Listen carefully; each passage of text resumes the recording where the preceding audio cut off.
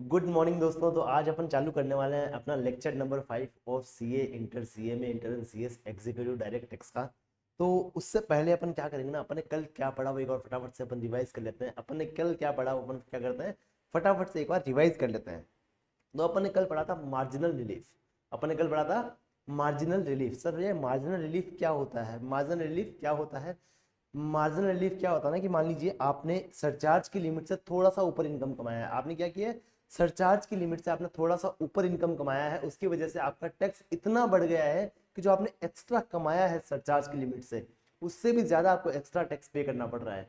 तो गवर्नमेंट ने इससे एसएससी को बचाने के लिए क्या किया ना, कि आप सरचार्ज की लिमिट पे टैक्स निकालिए, प्लस जो आपने एक्स्ट्रा कमाया है वो उस टैक्स के साथ हमको पे कर दीजिए। आपको एक्स्ट्रा टैक्स पे करने का जरूरत नहीं है। अब जो एक्स्ट्रा पोर्शन अपना बच गया ना, उसको बोलते हैं मार्जिनल रिलीफ। आई होप आपको यहाँ समझ में आया होगा और आपने ये क्वेश्चन घर पे जाके वापस सोल्व किया होगा। अगर किसी ने नहीं किया तो आज जाके कर लेना यार, प्लीज इसको करो। जितना आप मेरे साथ साथ करोगे ना, उतना आपका साथ साथ में कॉन्सेप्ट बिल्डिंग होता जाएगा और आपको मेरे साथ पढ़ने में मजा आएगा कि आपको पता लगेगा कि भाई जिस लेवल पे भी सर खड़े हैं उसी लेवल पे मैं हूँ सामने वाला, और मेरे को सब कुछ आता है। चलिए, फिर अपन ने काफी क्वेश्चंस आपको होमवर्क में दिए थे और सारे क्वेश्चन इतने इजी थे ना, इतने इजी थे आप एकदम से कर सकते थे। इसमें क्वेश्चन नंबर 12 था जो मैंने कहा था कि हम डिस्कस करेंगे क्लास में, जो मैंने आपको कहा था हम क्लास में डिस्कस करने वाले हैं। तो चलिए क्वेश्चन नंबर 12 को अपन देखते हैं कि भाई क्या कहता है क्वेश्चन नंबर 12। क्वेश्चन नंबर 12 क्या बोलता है, अपन क्या करने वाले हैं, इसको डिस्कस करने वाले हैं। चलिए बात करते हैं। मिस्टर एक्स है जो रेजिडेंट है, मिस्टर एक्स है जो रेजिडेंट है, he has provide the following particular of the income for the previous year 24-25।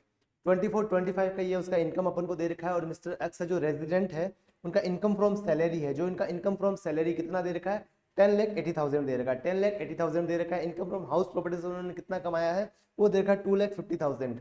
पर एग्रीकल्चर इनकम उसने कितना कमाया है, agriculture income from the land situated in Jaipur. मैंने कहा ना इंडिया में सिचुएटेड होना चाहिए आपका लैंड, इंडिया में ही है जयपुर। तो वहां पे उसने कमाया है एग्रीकल्चर इनकम 4,80,000 रुपए। ये एग्रीकल्चर इनकम कमाने के लिए इसको खर्चा कितना हुआ, एक्सपेंस इनकर फॉर अर्निंग एग्रीकल्चर इनकम उनको हुआ है 1,70,000 रुपए। 1,70,000 रुपए उसको एक्सपेंस हुआ है एग्रीकल्चर इनकम को कमाने के लिए। तो उसका नेट एग्रीकल्चर इनकम कितना आएगा, कोई मेरे को यहाँ फटाफट से बता सकता है कि उसका नेट एग्रीकल्चर इनकम कितना आएगा? इनका नेट एग्रीकल्चर इनकम जो आने वाला है वो आएगा आपका 4,80,000 माइनस 1,70,000। तो आपका नेट एग्रीकल्चर इनकम आने वाला है यहाँ पे अप्रोक्स 3,10,000। अप्रोक्स 3,10,000 आपका ये नेट एग्रीकल्चर इनकम यहाँ पे आने वाला है।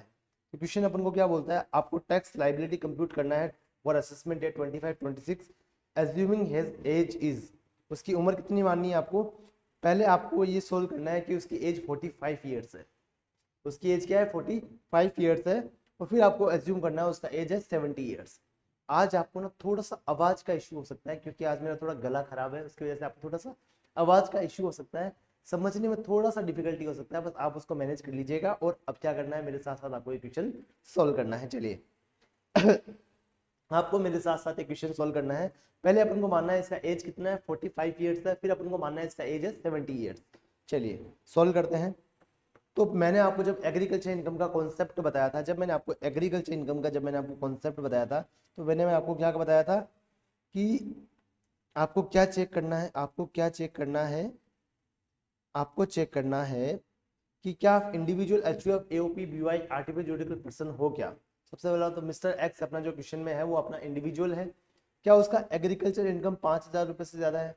क्या उसका एग्रीकल्चर इनकम 5,000 रुपए से ज्यादा है? आंसर इज यस, उसका एग्रीकल्चर इनकम 5,000 रुपए से ज्यादा है। क्या उसका नॉन एग्रीकल्चर जो इनकम है उसका, क्या वो बेसिक एग्जाम्पशन से ज्यादा है? इसका मतलब क्या है, बेसिक एग्जाम्पशन से ज्यादा का मतलब क्या है कि वो कौन सा रिजीम फॉलो कर रहा है। इसमें कुछ भी नहीं लिखा है कि अपन को कौन सा रिजीम फॉलो करना है, तो अपन को डिफॉल्ट टैक्स रिजीम से क्वेश्चन को सोल्व करना है। अपन को किससे सोल्व करना है, डिफॉल्ट टैक्स रिजीम से अपन को क्वेश्चन को सोल्व करना रहेगा। अब अब मेरी बात समझना, एग्जाम में अगर ये क्वेश्चन आता है, सर हमको कोई नहीं लिखा है कौन से रिज्यूम से फॉलो करना है, तो हमको डिफॉल्ट टैक्स रिज्यूम से क्वेश्चन को सोल्व करना है। आंसर इज यस, आपको 115 बीएससी से क्वेश्चन को सोल्व करना है।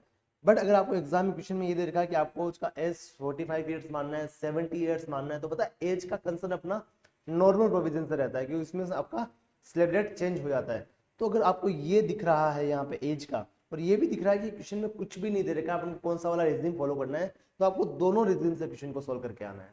आपको दोनों रीजन से क्वेश्चन को सोल्व करके आना है, क्योंकि ये जो एक इन्फॉर्मेशन है वो चीख चीख के बोल रही है कि हमको नॉर्मल प्रोविजन से क्वेश्चन का सॉल्विंग चाहिए, और दूसरा इसमें कुछ भी लिखा नहीं है कि आपको कौन सा प्रोविजन फॉलो करना है, तो आपको डिफॉल्ट प्रोविजन तो लगाना ही लगाना रहेगा। तो आपको क्या करना होगा ना, दोनों प्रोविजन से क्वेश्चन को आपको सोल्व करना रहेगा।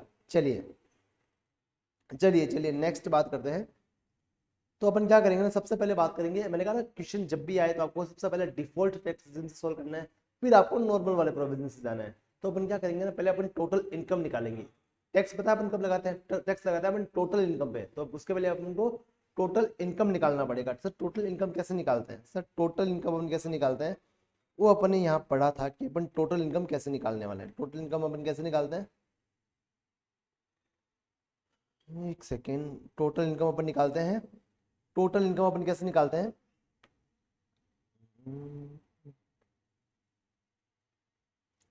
अपन सबसे पहले क्या करते हैं, 5 हेड की जो अपनी इनकम है, इनकम फ्रॉम सैलरी है, इनकम फ्रॉम हाउस प्रॉपर्टी है, बिजनेस वाला हेड का इनकम है, कैपिटल गेन का इनकम है, अदर सोर्सेज का इनकम है, इन सब को अपन कंबाइन कर लेंगे, जिसके पास अपने पास आ जाएगा ग्रोस टोटल इनकम। अपने पास आ जाएगा ग्रोस टोटल इनकम। इसमें से अपन लेस कर देंगे डिडक्शन अंडर चैप्टर 6 से। चैप्टर 6 से अपन डिडक्शन लेस कर देंगे तो अपने पास आ जाएगा नॉट नेट टोटल इनकम। अपने पास क्या जाएगा, नेट टोटल इनकम आ जाएगा। नेट टोटल इनकम आ जाएगा, तो इस पे अपन क्या लगाएंगे, टैक्स लगाएंगे। तो सबसे पहले अपन को क्या करना पड़ेगा, अपन को कंप्यूटेशन करना पड़ेगा टोटल इनकम का। अपन का टोटल इनकम का अपन को क्या करना पड़ेगा, कंप्यूटेशन करना पड़ेगा। तो कैसे करेंगे देखिए, तो कैसे करेंगे, पहले 5 हेड का इनकम ऐड करेंगे। इनकम फ्रॉम सैलरी हो गया, इनकम फ्रॉम हाउस प्रॉपर्टी हो गया, income from business and profession हो गया, business income from capital gain हो गया, इनकम फ्रॉम अदर सोर्सेस हो गया। तो मेरी बात समझना, ये जो आपका इनकम है, इनकम फ्रॉम सैलरी, ये अपन ऐड कर लेंगे, ये अपन ऐड कर लेंगे 10,80,000। फिर अपन इनकम फ्रॉम हाउस प्रॉपर्टी वाला इसमें ऐड कर लेंगे, वो आएगा 2,50,000। इसमें फिर बिजनेस का इनकम ऐड कर लेंगे, जो अपन एग्रीकल्चर जो बिजनेस कर एग्रीकल्चर इनकम अपना जो कमा रहे हैं वो अपना कहाँ जाता है। अगर आपका अदर सोर्सेज का इनकम है, मतलब आपका सैलरी आप कमा रहे हैं, हाउस प्रॉपर्टी का इनकम आपका आ रहा है, तो आपका एग्रीकल्चर इनकम आपका अदर सोर्सेज में जाता है। अदरवाइज अगर आपका काम ही एग्रीकल्चर का है तो आपका एग्रीकल्चर इनकम किस में जाएगा, आपका बिजनेस साइड में जाता है। तो चलिए एग्रीकल्चर इनकम को अपन क्या करेंगे ना, नेट एग्रीकल्चर इनकम को अपन क्या कर लेंगे, यहाँ पे लिख लेंगे 3,10,000। अब आपको पता है कि अपना जो एग्रीकल्चर इनकम है वो एग्जेम्प्ट रहता है, उस पर टैक्स नहीं लगता, तो उसको टोटल इनकम में अपन काउंट नहीं करेंगे। तो अपना टोटल इनकम कितना आएगा, अपना टोटल इनकम आएगा 11, 12, 13,30,000। अपना टोटल इनकम आएगा 13,30,000। अपन को 13,30,000 में अपन को क्या निकालना पड़ेगा, टैक्स निकालना पड़ेगा। अपन को टैक्स कंप्यूट करना पड़ेगा। अपने पास टोटल इनकम आ चुका है, ठीक है, अपना 13,30,000 आपका टोटल इनकम आ चुका है। इस पे अपन को टैक्स का कंप्यूटेशन करना रहेगा। अब मेरी बात समझना, टैक्स कंप्यूट करते रहे अपने पास दो ऑप्शन है, एक तो 115 बीएससी वाला ऑप्शन है, सेकंड अपने पास नॉर्मल प्रोविजन वाला ऑप्शन है। अपन पहले क्या करेंगे ना, 115 बीएससी से क्वेश्चन को सॉल्व करेंगे।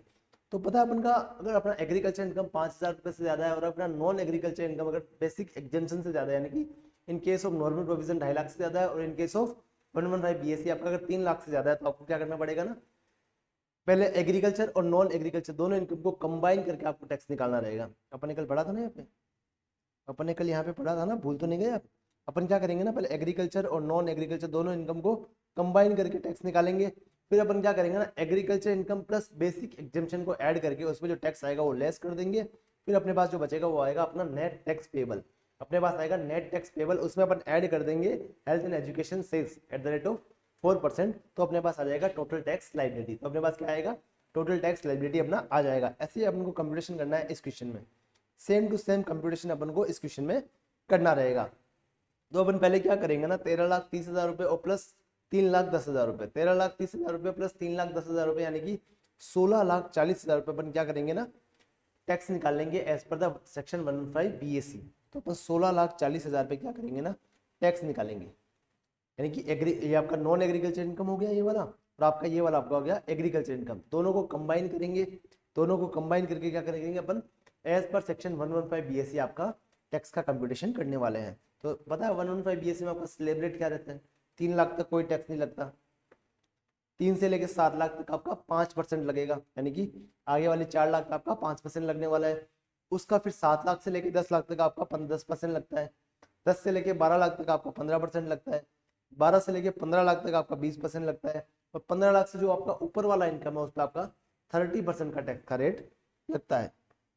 तो आपका टोटल जो टैक्स लाइबिलिटी आएगा वो आएगा 1,82,000। जो आपका टैक्स का लाइबिलिटी आएगा अंडर सेक्शन 115 BAC वो आएगा 1,82,000।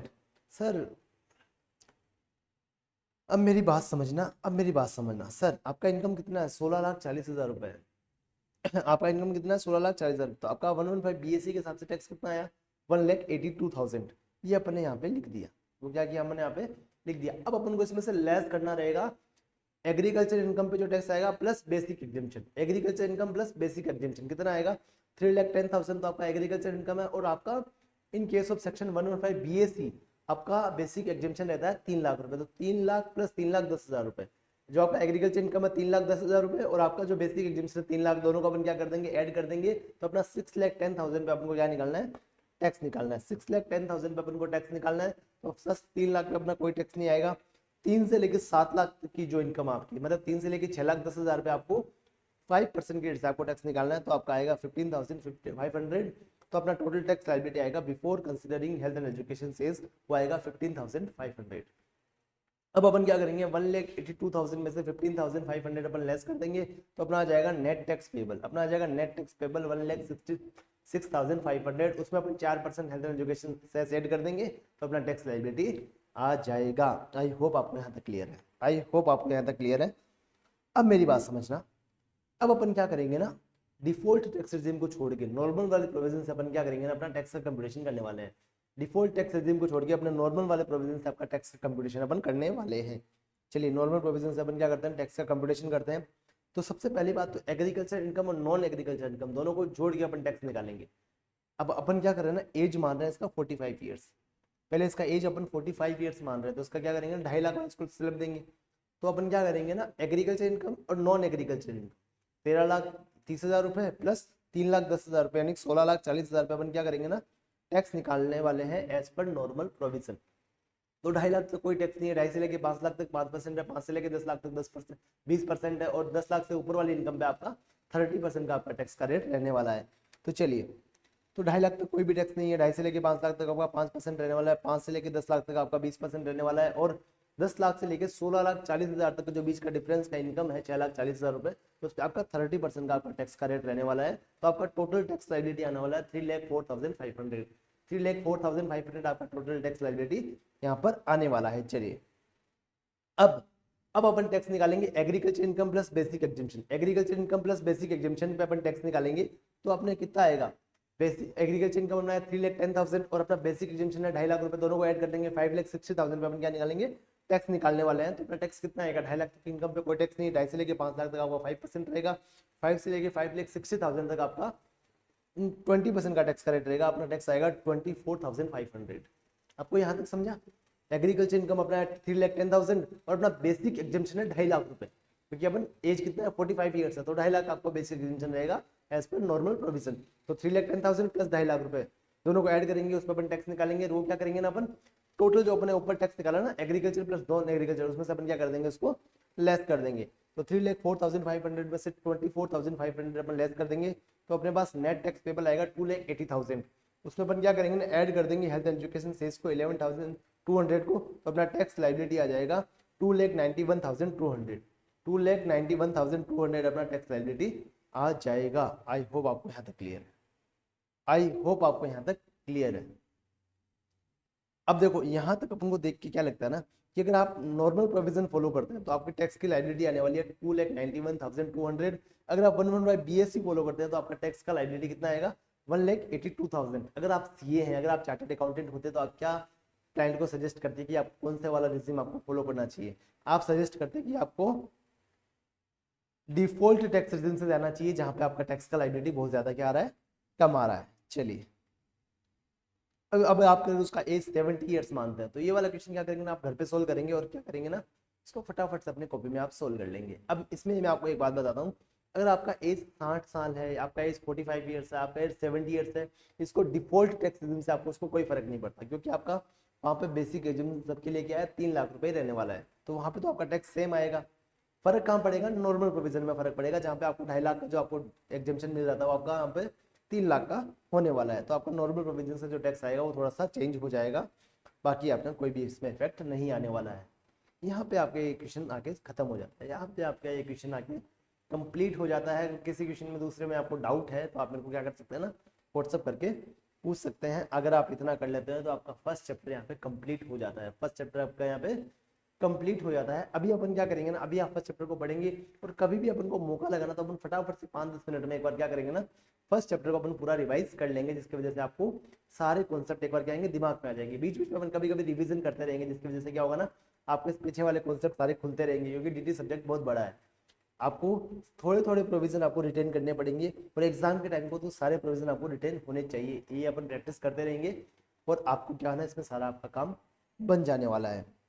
तो आज अपन क्या करेंगे ना, तो अपने कल लास्ट में ये भी पढ़ा था कि टी कॉफी रबड़ वाला है जो कॉन्सेप्ट है, अगर आप उसमें टी के बिजनेस में एंगेज्ड है तो आपको 40% आपका बिजनेस का इनकम रहने वाला है और 60% आपका एग्रीकल्चर इनकम रहने वाला है। अगर आप कॉफी के बिजनेस में एंगेज्ड है तो आपको चेक करना पड़ेगा कि वो सिर्फ ग्रो एक्रूड कर रहा है या ग्रो क्रूड रोस्टेड ग्राउंडेड सब कर रहा है। अगर ओनली ग्रो इंक्लूडेड कर रहा है तो आपका 75% आपका इनकम एग्रीकल्चर माना जाएगा और 25% आपका बिजनेस का इनकम माना जाएगा। अगर वो सब कुछ कर रहा है तो आपका एग्रीकल्चर इनकम आपका 60% माना जाएगा और आपका बिजनेस का इनकम 40% आपका माना जाएगा।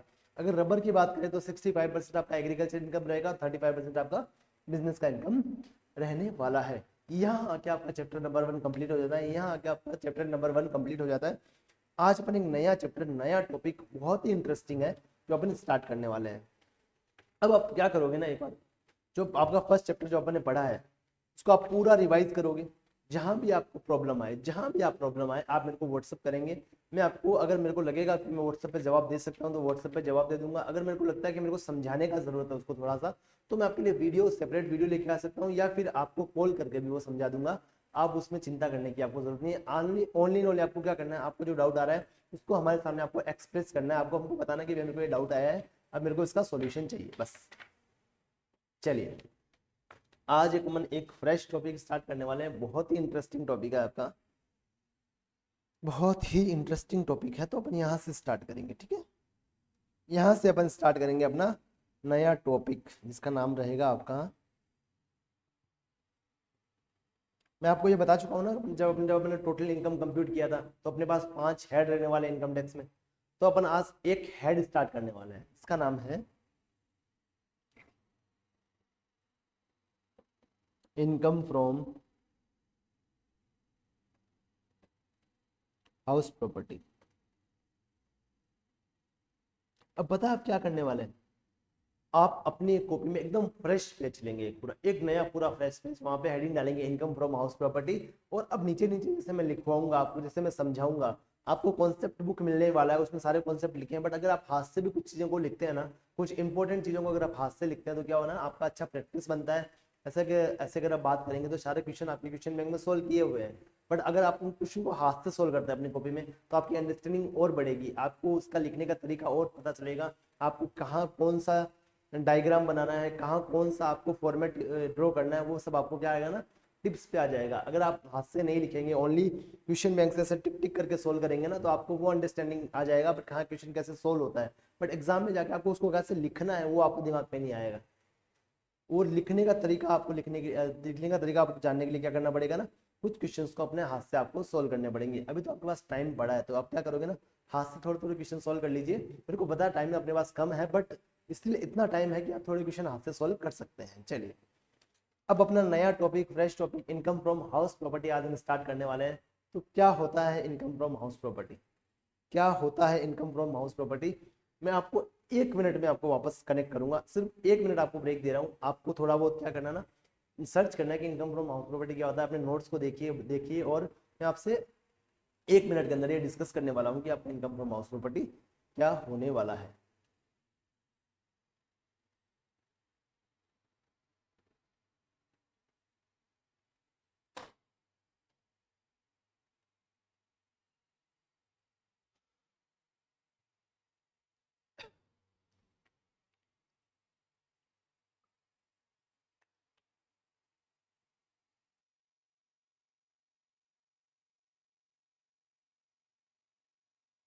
चलिए अब डिस्कस करते हैं इनकम फ्रॉम हाउस प्रॉपर्टी क्या होता है। देखो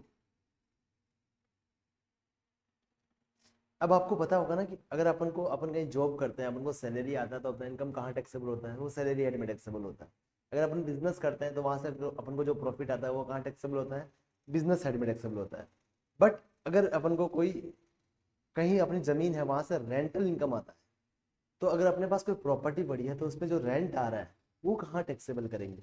वो अपना टैक्सेबल होता है इनकम फ्रॉम हाउस प्रॉपर्टी में। वो अपना टैक्सेबल होता है इनकम फ्रॉम हाउस प्रॉपर्टी में। अब मेरी बात समझना, अपन एक पूरा एग्जांपल लेते हैं। ये है अपने मिस्टर चंदू। ये अपना मिस्टर चंदू है। इसके पास क्या है ना कि ये एक घर है। इसके पास एक घर है, चाहे ये बालकनी है। ये क्या है इसका? स्वीट होम है। ये क्या करता है ना, इसके पास दो घर है। इसके पास क्या है? दो घर है।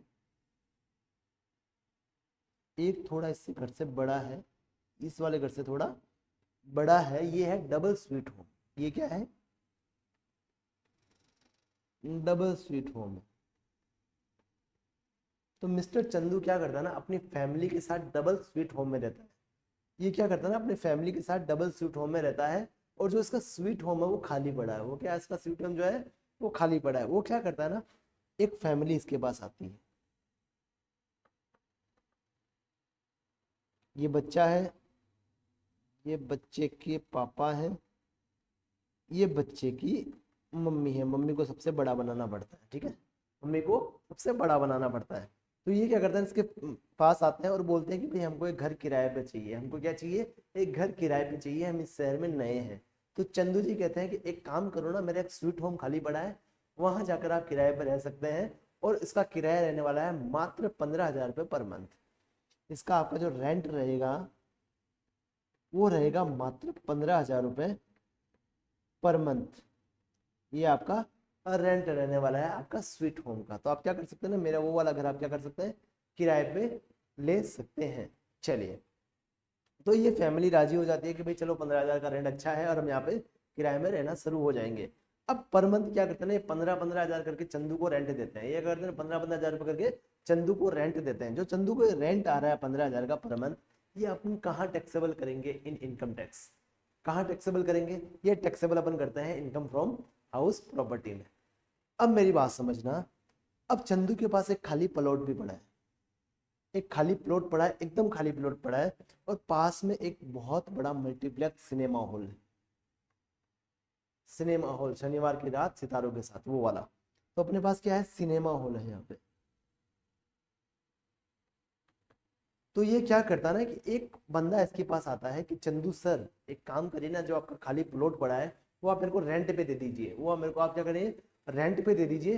मैं वहाँ पे पार्किंग लॉट लगाना चाहूंगा, लोगों को गाड़ी पार्किंग करने दूंगा और वहां से मैं उससे पैसा कलेक्ट करना चाहता हूँ। एक काम करिए ना, मेरे को 50,000 पर मंथ में मेरे को ये प्लॉट आप रेंट पे दे दीजिए।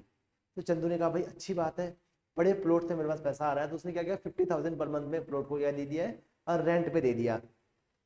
अब जो इसका रेंट आ रहा है, क्या सर ये जो प्लॉट का रेंट आ रहा है वो भी क्या आपका हाउस प्रॉपर्टी एड में टैक्सेबल होगा? आंसर इज नहीं होगा। यहाँ देखो क्या लिखा है, अपने हेड का नाम क्या है? Income from house property. इसका मतलब क्या होता है ना, प्लॉट के ऊपर कुछ ना कुछ बना हुआ होना चाहिए, कुछ स्ट्रक्चर बना हुआ होना चाहिए, कुछ घर बना होना चाहिए, गोडाउन बना होना चाहिए। वहां से अगर जो आपको रेंट आता है वो आपका income from house property head में टैक्सेबल होगा। बट खाली जमीन से जो आपको किराया आ रहा है वो आपका हाउस प्रॉपर्टी एड में टैक्सेबल नहीं होगा, वो आपका अदर सोर्सेज में आपका टैक्सेबल होने वाला है। क्योंकि ये आपने जो किराए पे प्लॉट दिया है उससे आपको सैलरी नहीं आ रहा, तो आपका सैलरी एड में टैक्सेबल नहीं होगा। इस पर कोई स्ट्रक्चर नहीं बना हुआ है, इसलिए आपका हाउस प्रॉपर्टी एड में टैक्सेबल नहीं होगा। ये आपका बिजनेस नहीं है, ऐसा नहीं है कि बस बहुत सारे प्लॉट, आपका यही काम है कि आप प्लॉट को किराए पे देते हैं और वहां से रेंट कमाने का आपका बिजनेस है। ये भी आपका नहीं है, तो आपका बिजनेस साइड में टैक्सेबल नहीं होगा। कैपिटल गेन में वो वाला इनकम आपका टैक्सेबल होता है। मान लो कि आपके पास एसेट बची है, कोई कैपिटल एसेट आपके पास पड़ी है, आपने उसको बेच के कुछ प्रॉफिट कमाया है, वो आपका कैपिटल गेन रेट में टैक्सेबल होता है। आपका वो वाला भी बात नहीं है, आपने कोई कैपिटल एसेट अपना बेचा नहीं है, तो ये आपका इनकम कहाँ टैक्सेबल करे? ये आपका इनकम टैक्सेबल हो जाएगा आपका अदर सोर्सेज में। आई होप आपको यहाँ तक क्लियर है कि आपका इनकम फ्रॉम हाउस प्रॉपर्टी में कौन सा वाला इनकम आपका टैक्सेबल होने वाला है। एक बार अपन क्या करेंगे ना, इसको नोट से पढ़ेंगे, इसकी वजह से कि आपको क्या है ना अच्छा अंडरस्टैंडिंग आ जाएगा। अपन क्या करेंगे, इसको नोट से पढ़ने वाले हैं। चलिए इसको अपन नोट से पढ़ते हैं। नोट्स से पढ़ते हैं, नोट्स से पढ़ते हैं। एक बार नोट्स को क्लीन करना पड़ेगा अपन को, एक सेकंड में नोट्स को क्लीन कर देता हूँ। चलिए, अपने नोट्स क्या हो गए, एकदम क्लीन हो गए, नीट एंड अपने क्लीन हो चुके हैं। अब अपन पढ़ेंगे सर, हाउस प्रॉपर्टी हेड में कौन सा वाला आपका इनकम टैक्सेबल होने वाला है। हाउस प्रॉपर्टी हेड में आपका कौन कौन सा इनकम टैक्सेबल होने वाला है। हाउस प्रॉपर्टी हेड में आपका इनकम टैक्सेबल होने वाला है रेंटल इनकम फ्रॉम बिल्डिंग, मतलब जमीन के ऊपर कुछ बना हुआ है, कुछ बिल्डिंग बनी हुई है, कुछ गोडाउन बना हुआ है, वहां से आपको रेंटल इनकम आ रहा है, वो आपका हाउस प्रॉपर्टी हेड में टैक्सेबल होने वाला है। अब सर बिल्डिंग कौन सी वाली हो सकती है, रेजिडेंशियल हो सकती है, कॉमर्शियल हो सकती है, ऑफिस हो सकता है, शॉप हो सकती है, गोडाउन हो सकता है, ये सब का जो रेंटल इनकम आपके पास आएगा वो आपका हाउस प्रॉपर्टी हेड में टैक्सेबल होने वाला है। लैंड अपार्टमेंट टू बिल्डिंग, मतलब जो गार्डन्स है, जो गैरेज है, ये भी आपका इस रेंट के अंदर ही शामिल होगा, वो भी आपका हाउस प्रॉपर्टी में टैक्सेबल हो जाएगा अगर आपको यहाँ से रेंट आता है तो। अब दो टाइप के रेंट ऐसे होते हैं, दो टाइप के रेंट ऐसे होते हैं जो आपको बिजनेस हेड में टैक्सेबल होंगे, वो आपके हाउस प्रॉपर्टी हेड में टैक्सेबल नहीं होंगे। अब मेरी बात समझना, सर जमीन पे कुछ भी बना हुआ है, कुछ घर वगैरह बना हुआ है, वहां से अपन को रेंटल इनकम आता है, तो आपका हाउस प्रॉपर्टी में टैक्सेबल होने वाला है। बट दो टाइप के रेंट है जो आपके हाउस प्रॉपर्टी एड में टैक्सेबल नहीं होंगे, वो आपके बिजनेस एड में टैक्सेबल होने वाले हैं। सर वो कौन कौन से दो टाइप के रेंट है, वो कौन कौन से दो टाइप के रेंट है। अब मेरी बात समझना, आपकी कोई एक दुकान है या फिर आपका कोई एक प्रेमाइसेस है जहां पे आप बिजनेस कर रहे हैं, आप क्या कर रहे हैं, बिजनेस कर रहे हैं, आप बिजनेस से, अपने बिजनेस से आप रेंट ले रहे हैं, अपने बिजनेस से आप रेंट ले रहे हैं। आपने पढ़ा होगा ना 11th 12th में बीएसटी में कि आपका और आपके बिजनेस का एग्जिस्टेंस अलग अलग होता है, आपका बिजनेस अलग है, आप अलग है, सेपरेट लीगल एंटिटी है वो एक तरीके से। तो वहां से आप क्या कर रहे हैं, रेंट ले रहे हैं अपने बिजनेस से। जो वहां से आपको जो रेंट आ रहा है ना, वो आपका बिजनेस साइड में टैक्सेबल होगा, वो आपका हाउस प्रॉपर्टी में टैक्सेबल नहीं होगा, क्योंकि जो आपका वो प्रेमाइसिस है, वो आपकी जगह है, वो आपको क्या कर रही है ना, बिजनेस का इनकम जनरेट करके दे रही है। तो वहां से जो आपको प्रॉफिट होगा ना, जो आपको रेंटल इनकम आएगा, वो आपका बिजनेस साइड में टैक्सेबल होने वाला है। सेकेंड, मान लीजिए आपका कॉमर्शियल प्रॉपर्टीज को रेंट पे देने का ही बिजनेस है। आपका बिजनेस क्या है ना, आपके एक कॉम्प्लेक्स में 50 दुकानें हैं, और आपको बिजनेस यही है कि आप उन दुकानों को क्या करते हैं, रेंट पे देते हैं, और वहां से आप रेंटल इनकम कमाते हैं। तो अगर आपका बिजनेस ही क्या है कि प्रॉपर्टीज को रेंट पे देने का है, तो उससे जो भी आपका इनकम आएगा वो आपका बिजनेस साइड में आपका टैक्सेबल होने वाला है, वो आपका हाउस प्रॉपर्टी में टैक्सेबल नहीं होगा। अब मेरी एक बात समझना, यहाँ पे एक पॉइंट आता है, मैंने क्या बोला ना कि आपके कॉम्प्लेक्स में 50 दुकानें हैं और वहां पे आपका रेंट पे देने का बिजनेस है, तो वहां से जो आपको इनकम आएगा वो आपका बिजनेस साइड में टैक्सेबल होगा। मैंने क्या बोलिया, कॉमर्शियल प्रॉपर्टीज, मतलब जो रेंट पे जो आप दुकानें दे रहे हो वो आपकी कॉमर्शियल प्रॉपर्टीज है। अगर आपका बिजनेस क्या है ना, आपके पास बहुत सारे घर हैं, आपके पास रेजिडेंशियल प्रॉपर्टीज है, आपके पास 10-15 घर है, आप क्या करते हो ना, उन घर को किराए पे देते हैं, उस घर को आप किराए पे देते हैं, और वहां से जो आप रेंटल इनकम कमाते हैं वो आपका कहाँ टैक्सेबल होगा। एक तरीके से वो भी आपका बिजनेस है, वो आपका बिजनेस साइड में टैक्सेबल होना चाहिए, बट वो आपका बिजनेस साइड में टैक्सेबल नहीं होता है, वो आपका हाउस प्रॉपर्टी हेड में टैक्सेबल होता है। अब मेरी बात समझना, आपको एग्जाम में क्वेश्चन में देखना पड़ेगा, जो आपकी प्रॉपर्टी है, जो आपकी प्रॉपर्टी है, जो आप रेंट पे दे रहे हो, वो कॉमर्शियल है या फिर रेजिडेंशियल है। अगर कॉमर्शियल है तो आपका बिजनेस साइड में टैक्सेबल करना है आपको इनकम को। अगर रेजिडेंशियल आपका प्रॉपर्टी है, भले ही आपके पास बिजनेस वही है कि आप रेजिडेंशियल प्रॉपर्टीज को किराए पे देते हैं, पर फिर भी वो आपका इनकम कहाँ टैक्सेबल होगा, वो आपका इनकम हाउस प्रॉपर्टी में टैक्सेबल होने वाला है। अब कितने बच्चों ने एक मूवी देखी है, आमदनी अठनी खर्चा रुपया। आमदनी अठनी खर्चा रुपया मूवी देखी होगी, पता है ना, वो तीन लोग होते हैं, वो तीन घर किराए के मकान में रहते हैं, वहां पे वो मकान मालिक आता है और वो बोलता है मेरा यही घर, मेरा यही काम है कि मैं घर को किराए पे देता हूँ, वहां से इनकम कमाता हूँ। तो जो क्या करता है ना, वो रेजिडेंशियल प्रॉपर्टीज को किराए पे देता है, वो क्या करता है, रेजिडेंशियल प्रॉपर्टीज को किराए पे देता है, और वहां से जो उसको भाड़ा आता है ना, वो आपको उसका हाउस प्रॉपर्टी में टैक्सेबल होगा, वो आपका बिजनेस में टैक्सेबल नहीं होगा। भले ही उसका बिजनेस वही है कि वो रेजिडेंशियल प्रॉपर्टीज को भाड़े पे देता है, बट उसका जो इनकम आएगा वो आपका हाउस प्रॉपर्टी में टैक्सेबल होने वाला है। आई होप आपको यहाँ तक क्लियर है, आई होप आपको यहाँ पे ये सब कुछ क्लियर है।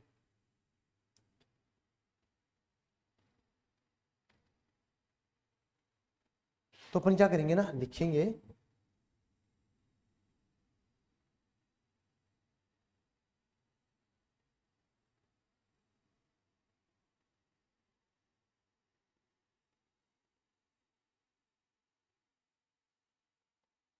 Charging section, section 22। क्या सर हमको सेक्शन नंबर याद करने का जरूरत है, आंसर इज नो। आपको यहाँ पे सेक्शन नंबर याद करने का बिल्कुल भी जरूरत नहीं है, जहां जरूरत होगा वहां पे आपको बता दूंगा मैंने आपको एक अभी तक एक सेक्शन नंबर बताया जो आपको याद करना रहेगा, वो है section 115 BAC।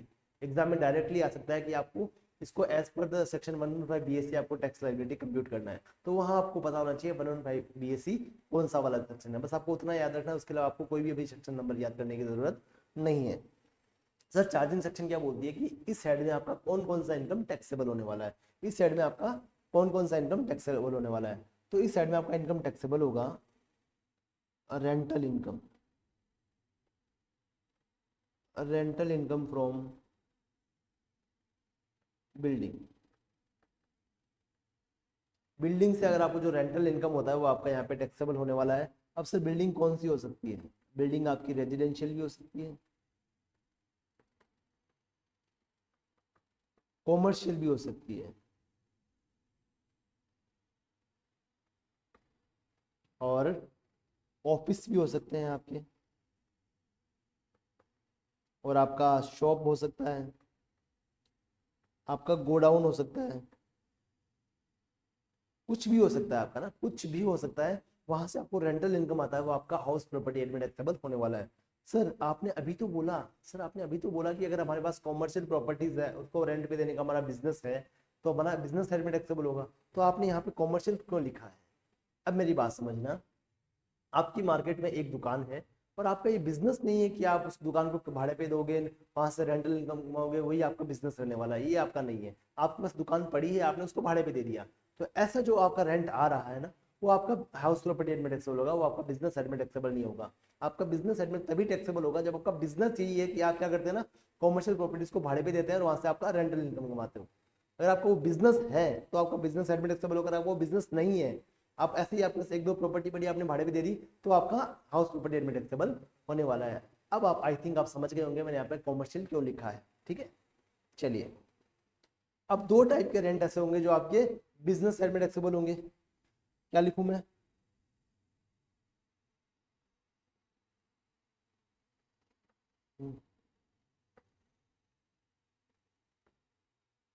Amount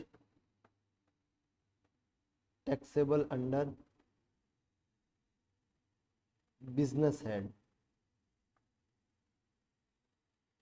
rather than house property. House property में नहीं टैक्सेबल होंगे, आपके बिजनेस इनकम में, बिजनेस हेड में आपका टैक्सेबल होने कौन कौन से?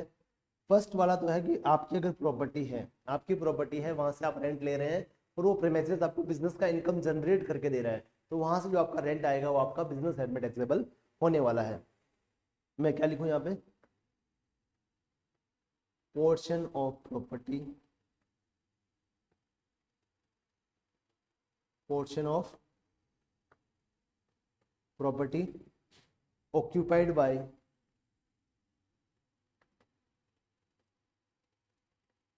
the SSC, occupied by the SSC for the purpose of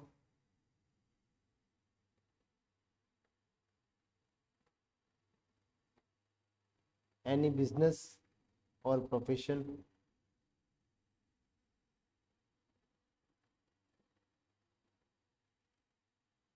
carried on by him। वो क्या करता है ना, खुद ही कोई बिजनेस एंड प्रोफेशन करता है, उसके लिए उसने क्या किया ना, उस प्रॉपर्टी को ऑक्यूपाई कर रखा है, तो वहां से जो उसको इनकम आएगा वो उसका बिजनेस हेड में टैक्सेबल होने वाला है। सेकेंड थिंग, अगर उसका कॉमर्शियल प्रॉपर्टीज को रेंट पे देने का ही बिजनेस है, कॉमर्शियल प्रॉपर्टीज को रेंट पे देने का उसका बिजनेस है, तो SSC engaged in business of letting out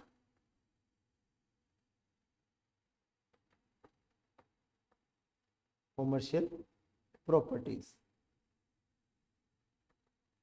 अगर उसका बिजनेस यही है कि उसको कॉमर्शियल प्रॉपर्टीज को रेंट पे देना है, तो वो भी उसका इनकम कहाँ टैक्सेबल होगा, वो बिजनेस हेड में उसका इनकम टैक्सेबल होने वाला है। चलिए सर, हाउस प्रॉपर्टी हेड में इनकम अपना टैक्स करने के लिए कुछ तो कंडीशन होगी ना, कि भाई ये कंडीशन सेटिस्फाई करोगे तभी आपकी इनकम हाउस प्रॉपर्टी टैक्सेबल होने वाली है। तो वो कंडीशन क्या है, देखो मेरी बात समझना।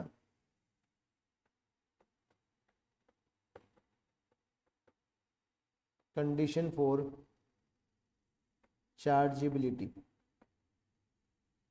इनकम हाउस प्रॉपर्टी एड में टैक्सेबल होने के लिए क्या कंडीशन रहेगी आपकी? फर्स्ट तो रहेगी आपके पास क्या होना चाहिए, रेजिडेंशियल प्रॉपर्टी होना चाहिए। सेकंड, आप उसके ओनर होने चाहिए। देखो, एक तो आपके पास रेजिडेंशियल प्रॉपर्टी होना चाहिए, सेकंड उसके आप क्या होने चाहिए, ओनर होने चाहिए। तो आपका क्या होगा ना, इनकम हाउस प्रॉपर्टी में टैक्सेबल हो जाएगा। अगर पहले तो आपके पास रेजिडेंशियल प्रॉपर्टी होना चाहिए, सेकंड उसका आप ओनर होने चाहिए, तो आपका इनकम कहाँ टैक्सेबल हो जाएगा, हाउस प्रॉपर्टी में आपका इनकम टैक्सेबल हो जाएगा। वहां से जो रेजिडेंशियल प्रॉपर्टी से आपको जो रेंट आ रहा है वो वाला इनकम आपका क्या हो जाएगा, हाउस प्रॉपर्टी में टैक्सेबल हो जाएगा। चलिए सर, ये तो आपने हमको बता दिया। एक तो ये तो आपने हमको बता दिया। एक टर्म आता है छोटा सा, एक छोटा सा टर्म आता है कंपोजिट रेंट। एक छोटा सा टर्म आता है जिसका नाम है कंपोजिट रेंट। कितने लोगों ने सुना है कि कंपोजिट रेंट क्या होता है, क्या होता है कंपोजिट रेंट? अब मेरी बात समझना, कंपोजिट रेंट क्या होता है ना, आप कोई प्रॉपर्टी भाड़े पे लेते हैं, आप कोई प्रॉपर्टी भाड़े पे लेते हैं या फिर आप कोई प्रॉपर्टी भाड़े पे देते हैं। जैसे कि आपके एक बिल्डिंग में आपका एक फ्लैट है, आपने किसी को फ्लैट किसने आपने क्या किया, किसी को भाड़े पे दे दिया।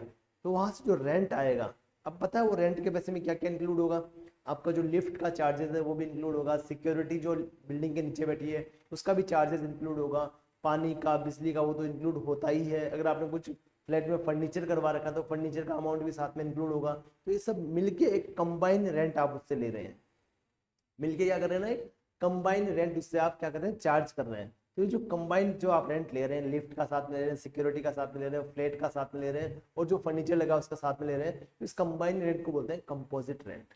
इस कंबाइन रेंट को अपन बोलते हैं कंपोजिट रेंट। इस रेंट को सबको साथ में आने को बोलते हैं कंपोजिट रेंट। अब मेरी बात समझना, मैं एकदम सिंपल लैंग्वेज में लिख रहा हूं।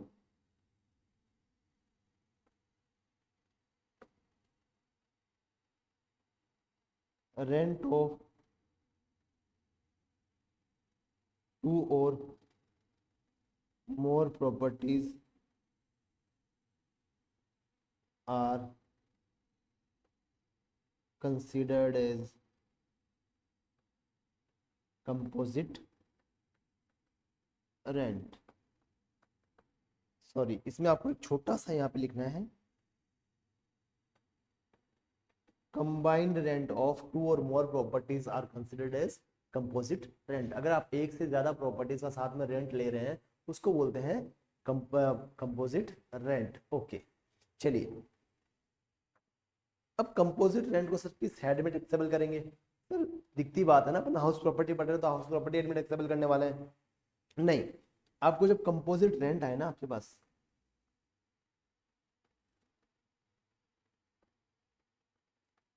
कंपोजिट रेंट आपके पास आएगा तो उसमें क्या होगा ना, जैसे कंपोजिट रेंट है तो आपका क्या होगा ना, एक तो फ्लैट का पैसा साथ में होगा, एक एक आपका क्या होगा, फ्लैट का पैसा साथ में होगा, प्लस मान लीजिए आपका लिफ्ट का पैसा भी इसमें साथ में, प्लस आपका सिक्योरिटी का पैसा भी साथ में। ठीक है, ये आपका हो गया कंपोजिट रेंट। तो आप सबसे पहले चेक करेंगे कि क्या हम इनको सेपरेट कर सकते हैं, क्या बिना लिफ्ट या बिना सिक्योरिटी के भी फ्लैट किराए पे देना अपने लिए पॉसिबल है, क्या इसको अपन सेपरेट कर सकते हैं, क्या ये सेपरेबल है, क्या ये सेपरेबल है या इनसेपरेबल है, क्या ये सेपरेबल है या क्या ये इनसेपरेबल है। अगर ये सेपरेबल है अपन इनको अलग अलग कर सकते हैं, मतलब कि अपन सिर्फ फ्लैट का किराया ले सकते हैं, फिर वो लिफ्ट और सिक्योरिटी का अलग से चार्ज लेंगे। अगर वो चाहे तो वो फैसिलिटी ऑप्ट कर सकता है, अगर वो चाहे तो उसको फैसिलिटी नहीं चाहिए लिफ्ट सिक्योरिटी का तो उसके लिए वो मना भी कर सकता है। क्या हम इनको अलग अलग कर सकते हैं? अगर इसको सेपरेट अगर अपन कर सकते हैं ना, तो जो अपना फ्लैट का रेंट है, जो अपना फ्लैट का जो रेंट है वो जाएगा अपना हाउस प्रॉपर्टी हेड में, और जो अपना अदर जो रेंट आता है, अदर जो अपना रेंट है वो आपका टैक्सेबल होगा बिजनेस हेड में या आपका अदर सोर्सेस में। अदर सोर्स हेड में आपका टैक्सेबल होगा as per the nature of income. इसका जो नेचर ऑफ इनकम रहेगा उसके हिसाब से वो या तो बिजनेस हेड में टैक्सेबल होगा या फिर वो आपका अदर सोर्सेज में टैक्सेबल होगा। डिपेंड करता है कि आपका बिजनेस है कि सब आप काम कर रहे हैं ये फ्लैट वगैरह किराए पे देने का, तो आपका वही वो इनकम बिजनेस में टैक्सेबल हो जाएगा। अदरवाइज अगर आप वो रेंट अलग से ले रहे हैं तो आपका अदर सोर्सेज में वो टैक्सेबल हो जाएगा। अब मेरी बात समझना, अब मेरी बात समझना आप लोग, ठीक है, ठीक है। अगर आप उसको सेपरेट नहीं कर सकते, अगर आप उसको सेपरेट नहीं कर सकते, तो आपका सारा का सारा इनकम क्या होगा ना, आपका सारा का सारा इनकम क्या होगा ना,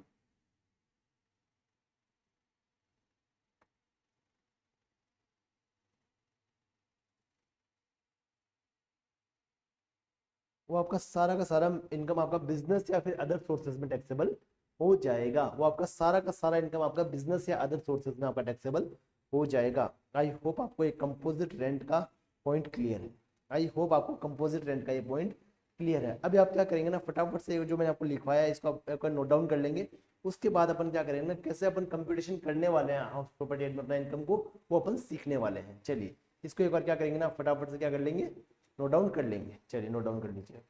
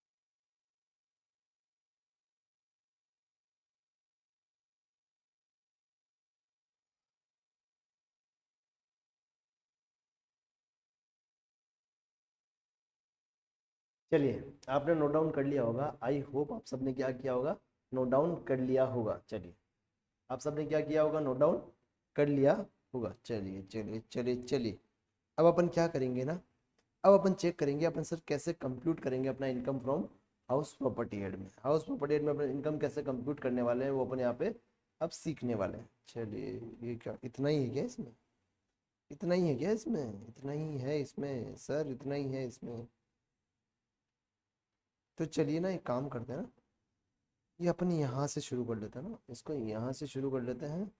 अपन एक पूरा लाइन बना देते हैं यहाँ पे, चलो एक पूरा लाइन बना देते हैं यहाँ पे कि इधर वाला जो अपना पोर्शन रहेगा वो हाउस प्रॉपर्टी हेड का रहने वाला है। हम्म, अपन एक पूरा लाइन बना देते हैं यहाँ पे।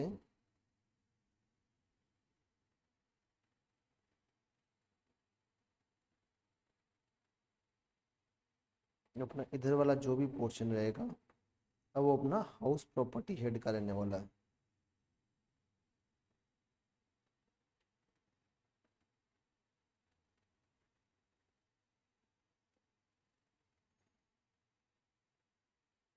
हाउस प्रॉपर्टी हेड का अपन यहाँ पे वाला अपन पोर्शन रहने वाला है। तो अभी अपन ने क्या किया था ना, कंपोजिट रेंट समझा था। अब अपन समझेंगे कि how to compute income under the head house property. कैसे कंप्यूट करेंगे इनकम को अपन, कैसे कंप्यूट करेंगे इनकम को।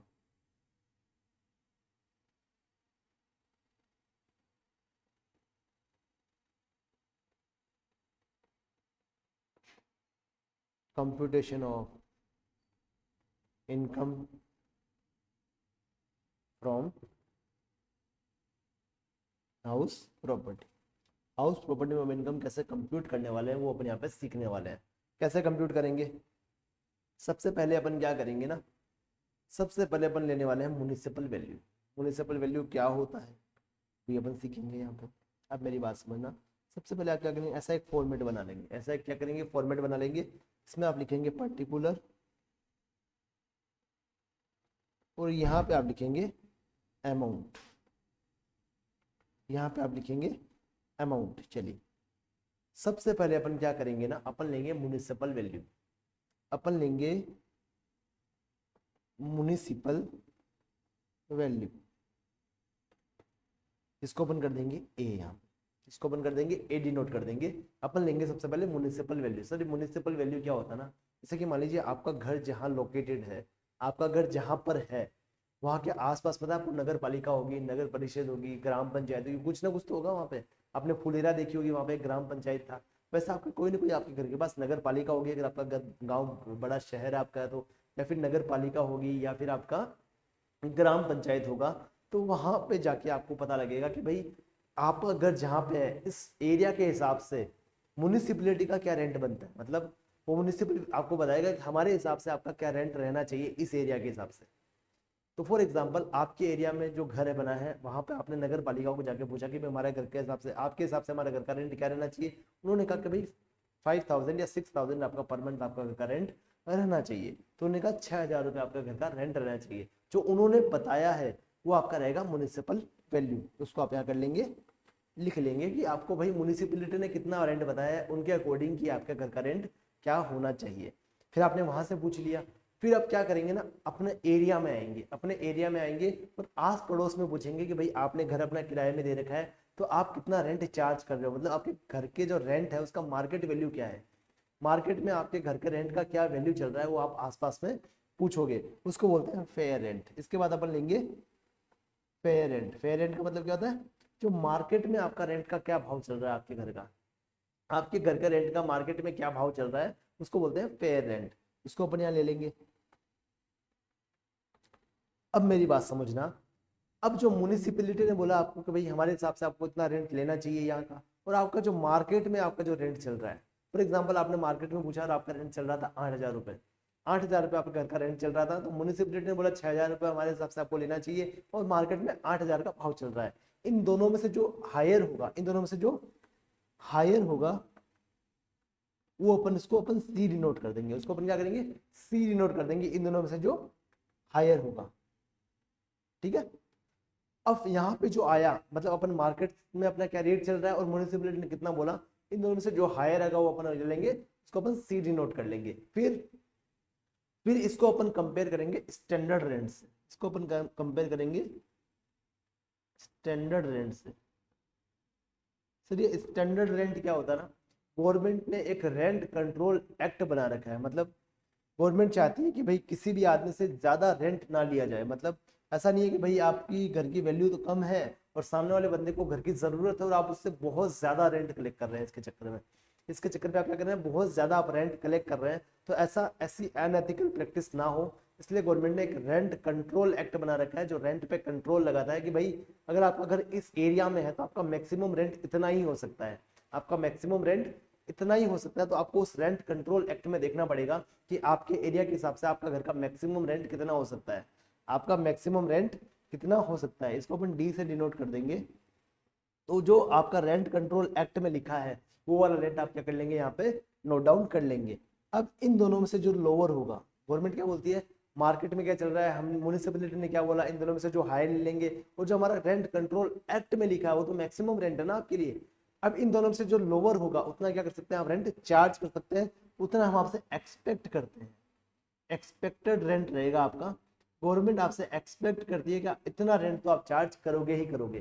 गवर्नमेंट आपसे एक्सपेक्ट करती है कि जो रेंट कंट्रोल एक्ट में लिखा है और जो आपका मार्केट में और प्लस जो आपका म्युनिसिपैलिटी ने बोला है, विच एवर इज हायर, इन दोनों में से जो हायर आएगा उसको आप कंपेयर करेंगे स्टैंडर्ड रेंट से, इन दोनों में से जो लोअर आएगा उतना तो आप रेंट चार्ज करोगे ही करोगे। इसको बोलते हैं एक्सपेक्टेड रेंट। इसको बोलते हैं एक्सपेक्टेड रेंट। आपसे एक्सपेक्ट किया जा रहा है कि आप इतना रेंट तो आप चार्ज करेंगे ही करेंगे। तो इन दोनों में से जो लोअर आएगा वो आपका रहेगा expected rent. Lower from above C and D. C और डी में से जो लोअर रहेगा वो आपका रहेगा एक्सपेक्टेड रेंट। अब इसको अपन कंपेयर करने वाले हैं अपन को एक्चुअल में कितना मिल रहा है। अब मार्केट में 8,000 का भाव चल रहा है, म्युनिसिपैलिटी ने 6,000 बोला है, विच एवर इज हायर आपका 8,000 रुपये आ गया। अब अपना स्टैंडर्ड कंट्रोल एक्ट में लिखा है, रेंट कंट्रोल एक्ट में आपका लिखा है 7,000 रुपये। तो 7,000 और 8,000 विच एवर इज लोअर आपका कितना आएगा एक्सपेक्टेड रेंट। गवर्नमेंट आपसे एक्सपेक्ट करती है कि आप 7,000 तो चार्ज करोगे ही करोगे। अब आपको एक्चुअल में कितना मिला, आपका एक्चुअल रेंट कितना है, आपको एक्चुअल में कितना रेंट मिला है आपको वो आपको चेक करना पड़ेगा। अब एक्चुअल रेंट को आप डिफाइन कर दोगे सी से, एफ से। एक्चुअल रेंट को आप एफ से क्या कर दोगे, नोटिफाई कर दोगे। अब आपको एक्चुअल में माना है फॉर एग्जांपल 6,500 आपको एक्चुअल में मिला है। आपको एक्चुअल में कितना मिला है, 6,500 मिला है। तो उसको आप यहाँ लिख देंगे। अब इन दोनों में से ज्यादा होगा, मतलब गवर्नमेंट के लिए हम जितना आपसे एक्सपेक्ट कर रहे हैं और आपने कितना एक्चुअल में लिया है, इन दोनों में से जो ज्यादा होगा ना वो हम आपका टैक्सेबल करेंगे। इन दोनों में से जो हायर होगा आपका उसको अपन बोलेंगे ग्रोस एनुअल वैल्यू।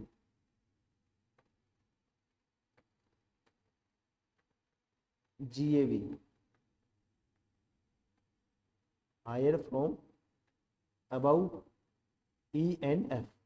E और F में से जो हायर होगा आपका बन जाएगा ग्रोस एनुअल वैल्यू। अब गवर्नमेंट बोलती है कि यहाँ तक आप पहुंच चुके हैं, यहाँ तक आप क्या कर सकते हैं, यहाँ तक आप पहुंच चुके हैं। अब जो आपका पास में जो म्युनिसिपैलिटी का एरिया है, जो म्युनिसिपल कंटेनमेंट बोर्ड है, आपका ग्राम पंचायत है या फिर आप नगर पालिका है, नगर परिषद है, वो आपसे कुछ टैक्स भी लेती होगी ना, म्युनिसिपल वैल्यू पे आपको टैक्स भी लेती होगी। म्युनिसिपल आपसे टैक्स भी लिया जाता होगा। वो आप क्या करेंगे ना, उसका हम आपको डिडक्शन दे देंगे, वो आप यहाँ से कम कर दीजिए, उस पर हमको आपसे टैक्स नहीं चाहिए। तो आप क्या कर देंगे, यहाँ पे कर देंगे municipal tax paid by owner.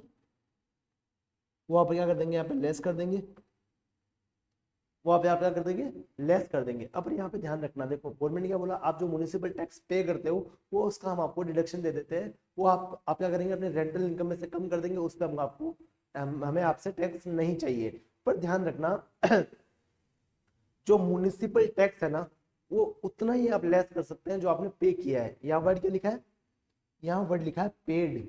जो आपने पे किया ना सिर्फ आप वही लेस करेंगे, और जो पेड किसने किया है, ओनर ने पे किया है, वो आप यहाँ पे लेस करेंगे। फॉर एग्जाम्पल ऐसा हुआ ना कि आपका म्युनिसिपल टैक्स था 10,000 इस साल का, आपने ओनली 5,000 पे किया, आपने ओनर ने ओनली 5,000 पे किया, तो आप सिर्फ 5,000 ही यहाँ पे लेस करेंगे। सर फॉर एग्जाम्पल हमारा म्युनिसिपल टैक्स था 10,000 इस साल का, हमने 15,000 पे किया है, तो आप 15,000 लेस करेंगे। जो आपने पे किया है वो आप यहाँ पे क्या करने वाले हैं, लेस करने वाले हैं। और ध्यान रखना सर, म्युनिसिपल टैक्स हमारा 10,000 था, बट हमारा 10,000 जो म्युनिसिपल टैक्स है ना वो हमने पे नहीं किया, हमारा जो टेनेंट है, जो हमारा वो किराएदार है, उसने पे किया था। तो यहाँ पे आप 1 रुपया भी लेस नहीं करेंगे। मतलब जो म्युनिसिपल टैक्स पे किया है ओनर ने, ओनली आपको वही यहाँ पे लेस करना है। जो टेनेंट ने पे किया है, जो आपने पे नहीं किया है, ओनली पेएबल है, वो आप यहाँ पे लेस नहीं करोगे। तो ये लेस करने के बाद आपके पास आने वाला है, लेस करने के बाद जो आपके पास आएगा वो आएगा आपके पास net annual value. Net annual value आपके पास आने वाला है, जिसको बोलते हैं अपन NAV। इसमें से आपको 2 डिडक्शन और मिलने वाले हैं। इसमें से आपको 2 डिडक्शन और मिलने वाला है। एक तो आपको बिना कुछ सोचे समझे जो नेट एनुअल वैल्यू आता है उसका आपको 30% आपको डिडक्शन देना है। इसको बोलते हैं स्टैंडर्ड डिडक्शन।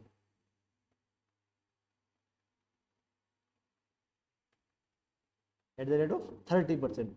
जो आपका NAV आएगा उसमें से आप सीधा 30% आप लेस कर दीजिए। वो आपको कुछ भी नहीं सोचना है, NAV का सीधा 30% आपको स्टैंडर्ड डिडक्शन आपको ले लेना है। ठीक है, फिर आप इसमें से आप एक डिडक्शन और लेंगे, वो होगा आपका इंटरेस्ट का डिडक्शन। मान लीजिए आपने जो घर बनाया है या फिर आपने घर परचेज किया है, जो आपने उसको भाड़े पे चढ़ाया है, तो वो घर बनाने के लिए या घर को आपने परचेज करने के लिए आपने लोन लिया होगा, उसका ब्याज भी तो बनता होगा ना, आप उसका ब्याज भी आप पे करते होंगे। तो सर जो अपने भाड़ा कमा रहे हैं, वो भाड़ा इसीलिए कमा रहे हैं कि हमने वो लोन लेके घर बनाया है, तो उस ब्याज का भी तो हमको डिडक्शन दो, उस ब्याज को भी हमारे इनकम में से कम करने दो। वो कम होने के बाद जो इनकम बचेगा उस पर हम टैक्स पे करना चाहेंगे। तो गवर्नमेंट को ये बात समझ में आ गई, गवर्नमेंट ने कहा भाई एक काम करो, जो आप ब्याज दे रहे हो, जो आपने घर बनाने के लिए या घर परचेज करने के लिए जो लोन लिया है, उसका जो आप ब्याज पे कर रहे हो ना, उस ब्याज को भी अपने इनकम में से क्या कर दो, आप कम कर दो। उसके बाद जो इनकम बचे उस पर हमको टैक्स आप पे कर देना। तो आप क्या कर दोगे, यहाँ पे इंटरेस्ट लेस कर दोगे, इंटरेस्ट ऑन हाउसिंग लोन। जो आपने घर बनाने के लिए जो लोन लिया है उसका जो ब्याज है वो भी आप यहाँ लेस कर देंगे। उसके बाद जो आपका इनकम बचेगा उस पर आप ये काम करना, हमको टैक्स पे कर देना, वो आप यहाँ पे लेस कर देंगे। अब जो आपका आएगा वो आएगा, आपका आएगा इनकम फ्रॉम हाउस प्रॉपर्टी। अब जो आएगा वो आएगा इनकम फ्रॉम हाउस प्रॉपर्टी। यहाँ पे आपके आके कंप्लीट हो जाता है आपका पूरा कंप्यूटेशन आप कैसे करने वाले हैं हाउस प्रॉपर्टी हेड का। अब एक काम करेंगे ना, आप फटाफट इसको नोट डाउन कर लेंगे, उसके बाद अपन इस पे एक दो क्वेश्चन सॉल्व करेंगे, उसके बाद अपन आगे बढ़ेंगे। इसके बाद अपन इस पे एक दो क्वेश्चन सॉल्व करेंगे, उसके बाद अपन क्या करेंगे, आगे बढ़ेंगे। अब इसको फटाफट से नोट डाउन कर लिए, मैं आपको सिर्फ 2 मिनट का टाइम दूंगा।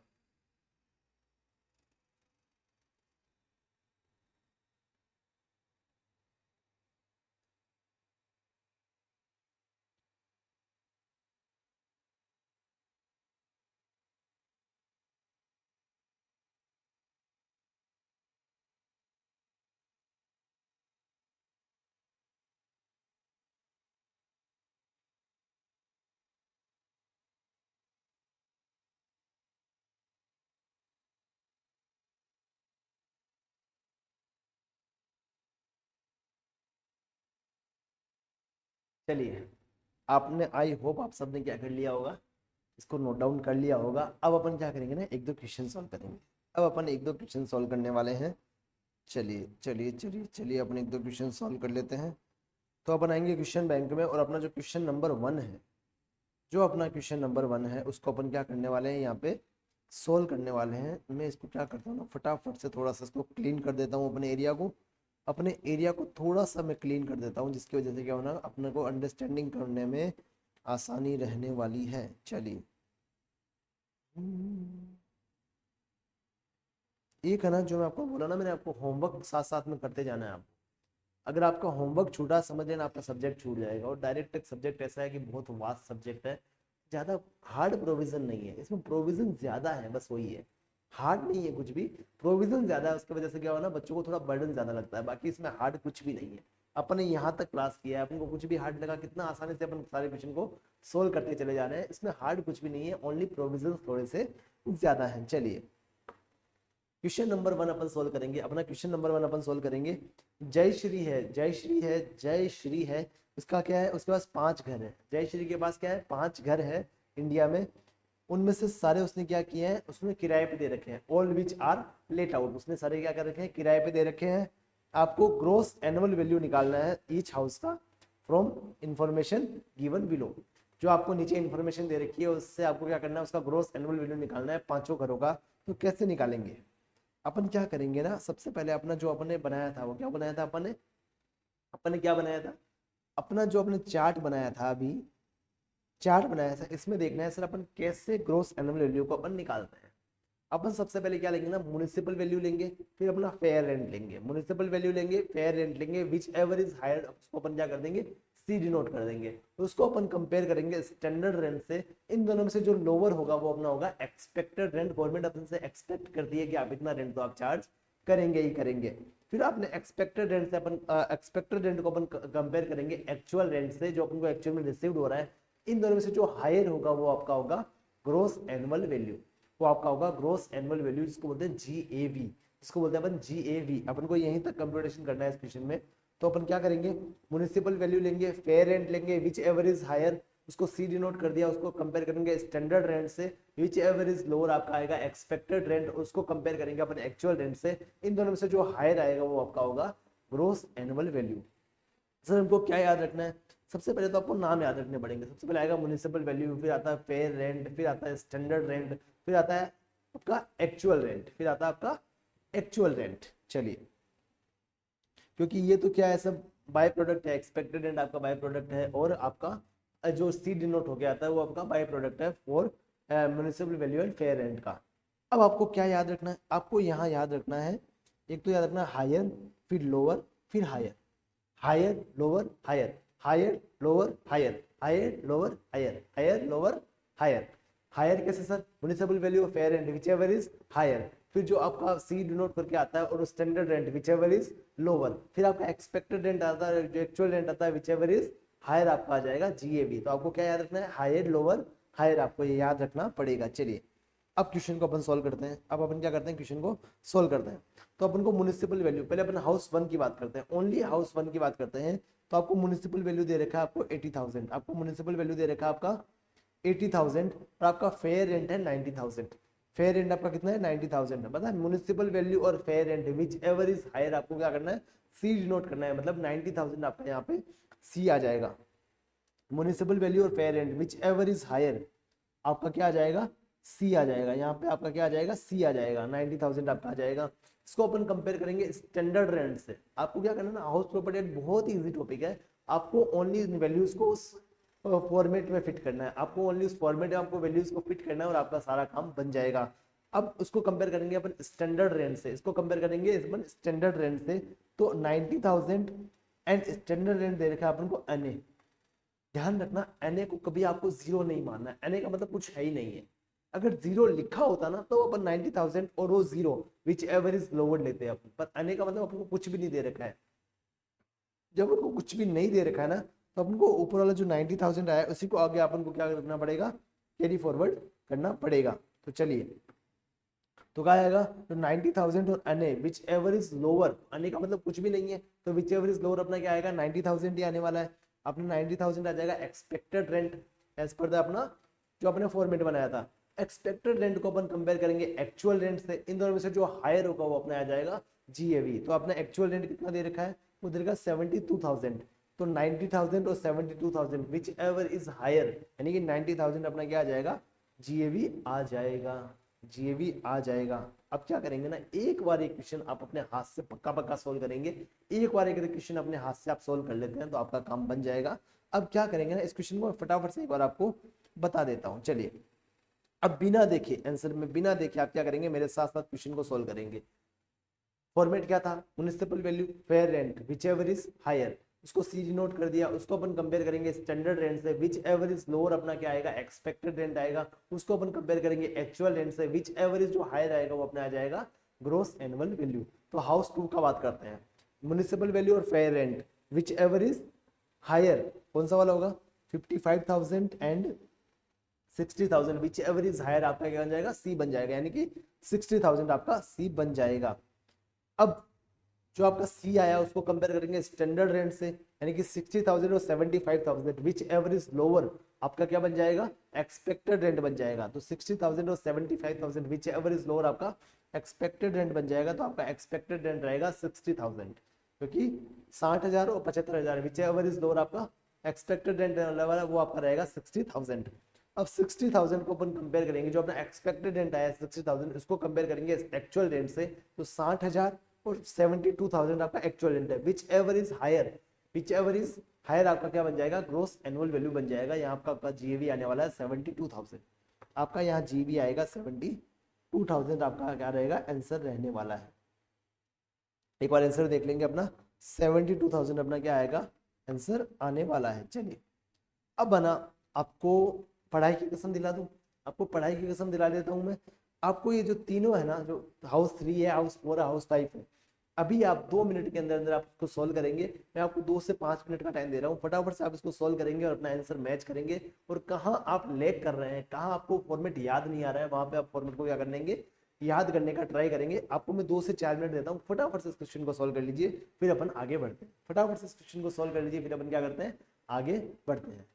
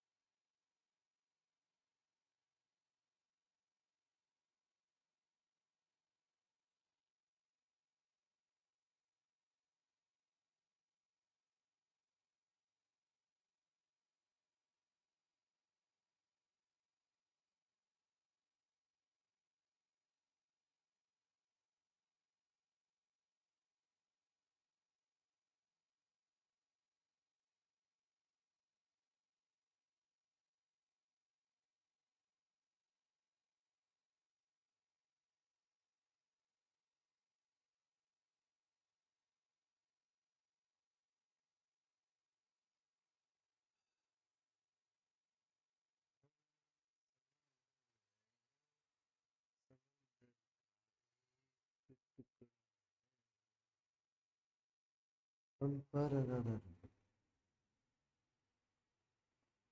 हो रहा है जो हो रहा है, तुम न जानो ना, पम परररर।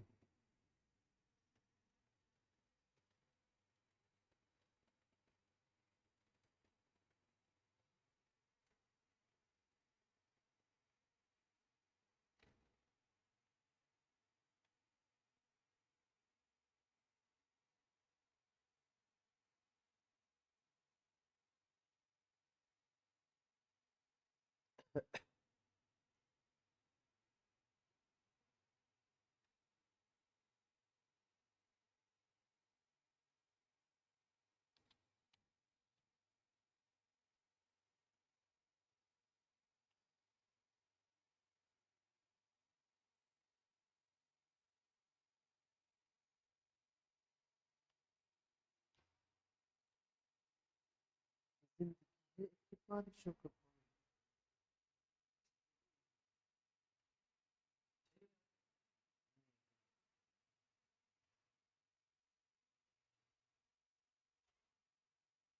चलिए, आपने क्वेश्चन सॉल्व कर लिया होगा, आपने क्या किया होगा, ये क्वेश्चन सॉल्व कर लिया होगा। चलिए अपन आगे बढ़ते हैं। अभी अपन देखेंगे क्वेश्चन नंबर 2। क्वेश्चन नंबर 2 अपन देखने वाले हैं। क्वेश्चन नंबर 2 देखने वाले हैं, इससे क्या आपको एक चीज और समझ में आएगी कि सर हाउस प्रॉपर्टी एड में जो इनकम टैक्सेबल होती है, इसका मतलब ये नहीं कि आपका हाउस प्रॉपर्टी इंडिया में ही होना चाहिए। आपका हाउस प्रॉपर्टी कहीं भी हो सकता है, आपको उसका इनकम कहाँ टैक्सेबल होगा, आपका हाउस प्रॉपर्टी एड में टैक्सेबल होने वाला है। और सर हमने कोई विदेश में अगर म्युनिसिपल टैक्स पे किया है तो क्या हमें उसका भी डिडक्शन यहाँ मिल जाएगा? आंसर इज यस, आपको उसका भी डिडक्शन यहाँ पे आपको मिल जाएगा। चलिए इस क्वेश्चन को अपन सोल्व करते हैं। राजेश ए ब्रिटिश नेशनल, मैं नहीं हूँ, वो दूसरा राजेश है, वो ब्रिटिश नेशनल है और रेजिडेंट एंड ऑर्डिनरी रेजिडेंट है इंडिया में। आपको अब ये समझने का जरूरत नहीं है ये क्या होता है, आपको इतना ध्यान रखना है जो राजेश है जो ब्रिटिश का नेशनल है वो इंडिया का रेजिडेंट भी है। वो प्रीवियस है 24-25 he owns a house in London. उसने क्या किया, लंदन में घर खरीद लिया। उसने क्या किया, लंदन में घर खरीद लिया, अथाह पैसा है उसके पास, उसने लंदन में घर खरीद लिया। और घर खरीदने के बाद उसने क्या किया ना, उसको 10,000 पर मंथ पाउंड्स में, 10,000 पाउंड पर मंथ में उसने क्या किया, उसको किराए पे दे दिया है। The municipal value of tax paid municipal corporation of London is ₹8,000। वो क्या करता है ना, हर महीने 8,000 सॉरी पूरे साल में 8,000 पाउंड को क्या करता है ना, वो म्युनिसिपल टैक्स पे करता है। उसने 10,000 पर मंथ में क्या किया, रेंट पे दिया है। और उसने क्या किया है ना, 8,000 per month, sorry 8,000 per annum, sorry per month नहीं है पर एनम, उसने क्या किया है, म्युनिसिपल कॉर्पोरेशन को टैक्स पे किया है। The value of 1 pound in Indian rupees is ₹95। 1 pound का इंडिया में वैल्यू है 95 रुपए, 95 रुपीज का वैल्यू है। आपको क्या करना है, राजेश का क्या करना है, नेट एनुअल वैल्यू निकालना है, नेट एनुअल वैल्यू निकालना है ऑफ द प्रॉपर्टी। अब मेरी बात समझना, अपन जीएवी कैसे निकालते हैं, ग्रोस एनुअल वैल्यू कैसे निकालते हैं, स्टैंडर्ड रेंट और fair rent, whichever is higher अपना सी डिनोट करते हैं, उसको अपन कंपेयर करते हैं स्टैंडर्ड रेंट से। विच एवर इज जो लोअर आता है उसको अपन करते हैं एक्सपेक्टेड रेंट। और इन दोनों में से जो हायर आएगा, एक्सपेक्टेड रेंट और actual rent, whichever is higher आएगा उसको बोलते हैं ग्रोस एनुअल वैल्यू। उसमें से अपन लेस करते हैं म्युनिसिपल टैक्स जो ओनर ने पे किया है, municipal tax paid by owner in the previous year, वो अपन लेस कर देते हैं। फिर अपना जो आएगा उसको बोलते हैं अपन नेट एनुअल वैल्यू। अपन को यहाँ क्या कंप्यूट करना है, यहाँ अपन को निकालना है नेट एनुअल वैल्यू। अपन को यहाँ पे अनेवी ही अपन को निकालना रहेगा। तो अनेवी कैसे आते हैं, gross annual value minus municipal tax. तो क्या सर हमको यहाँ पे क्वेश्चन में स्टैंडर्ड रेंट दे रखा है, क्या हमको एक्चुअल रेंट दे रखा है, क्या हमको म्युनिसिपल वैल्यू दे रखा है, क्या हमको फेयर रेंट दे रखा है? ऐसा अपन को क्वेश्चन में कुछ भी नहीं दे रखा है। कुछ भी नहीं दे रखा होता ना तो अपन को मानेंगे जो अपन रेंट पे कर रहे हैं ना, जो अपन को रेंट रिसीव्ड हो रहा है, सॉरी जो अपन को रेंट रिसीव्ड हो रहा है वही अपना क्या होगा, ग्रोस एनुअल वैल्यू रहने वाला है। तो यहाँ पे 10,000 पर मंथ इंटू 12 कर देंगे तो पूरे 12 महीने का आ जाएगा अपने पास 1,20,000 पाउंड अपने क्या होगा ना, ग्रोस एनुअल वैल्यू बन जाएगा। अपना जीएवी कितना होगा यहाँ पे, अपना जीएवी होगा 10,000 जो पाउंड है अपना इंटू 12 मंथ कर देंगे तो अपना 1,20,000 पाउंड अपना क्या आ जाएगा, जीएवी आ जाएगा। अपना जीएवी आ जाएगा, इसको अपन मल्टीप्लाई कर देंगे जो अपना कन्वर्जन रेट है। 1 पाउंड कितने रुपए का है, 95 रुपीज का। तो अपन इसको कन्वर्ट कर देंगे तो अपने पास टोटल इंडियन रुपीज में जीएवी आ जाएगा, वो अपना आएगा 1,14,00,000 1 करोड़ 14 लाख की अपना क्या आने वाला है, जीएवी आने वाला है। इसमें से अपन लेस कर देंगे म्युनिसिपल टैक्स जो अपन ने पे किया है, वो कितना किया है, 8000 पे किया है। 8000 मल्टीप्लाई बाई 95 अपना आ जाएगा म्युनिसिपल टैक्स आ जाएगा। उसको अपन लेस करने के बाद जो अपने पास फिगर बचेगा उसको बोलते हैं अपन नेट एनुअल वैल्यू, उसको बोलते हैं अपन नेट एनुअल वैल्यू। चलिए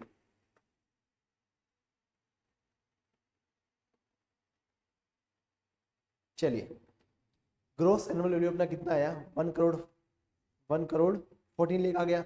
उसमें से अपन ने म्युनिसिपल टैक्स लेस कर दिया 8000 मल्टीप्लाई बाय 95 करके, तो ये लेस करने के बाद जो अपने पास बचेगा वो होगा अपना net annual value. Net annual value अपने पास बचने वाला है। अब आप क्या करेंगे ना, घर जाके क्वेश्चन नंबर 1 और क्वेश्चन नंबर 2 को एक बार मेरे कहने पे आप वापस करेंगे। क्वेश्चन नंबर 1 और क्वेश्चन नंबर 2 को एक बार मेरे कहने पे आप वापस करेंगे।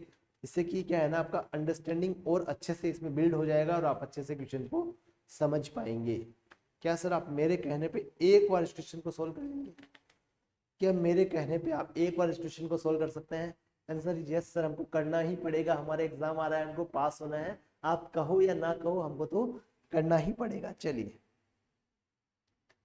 अब अपन आगे बढ़ते हैं। अब अपन क्या करते हैं, आगे बढ़ते हैं। अपन ने निकाल लिया है कि कैसे अपन को यहाँ पे कंप्यूटेशन करना है इनकम फ्रॉम हाउस प्रॉपर्टी का।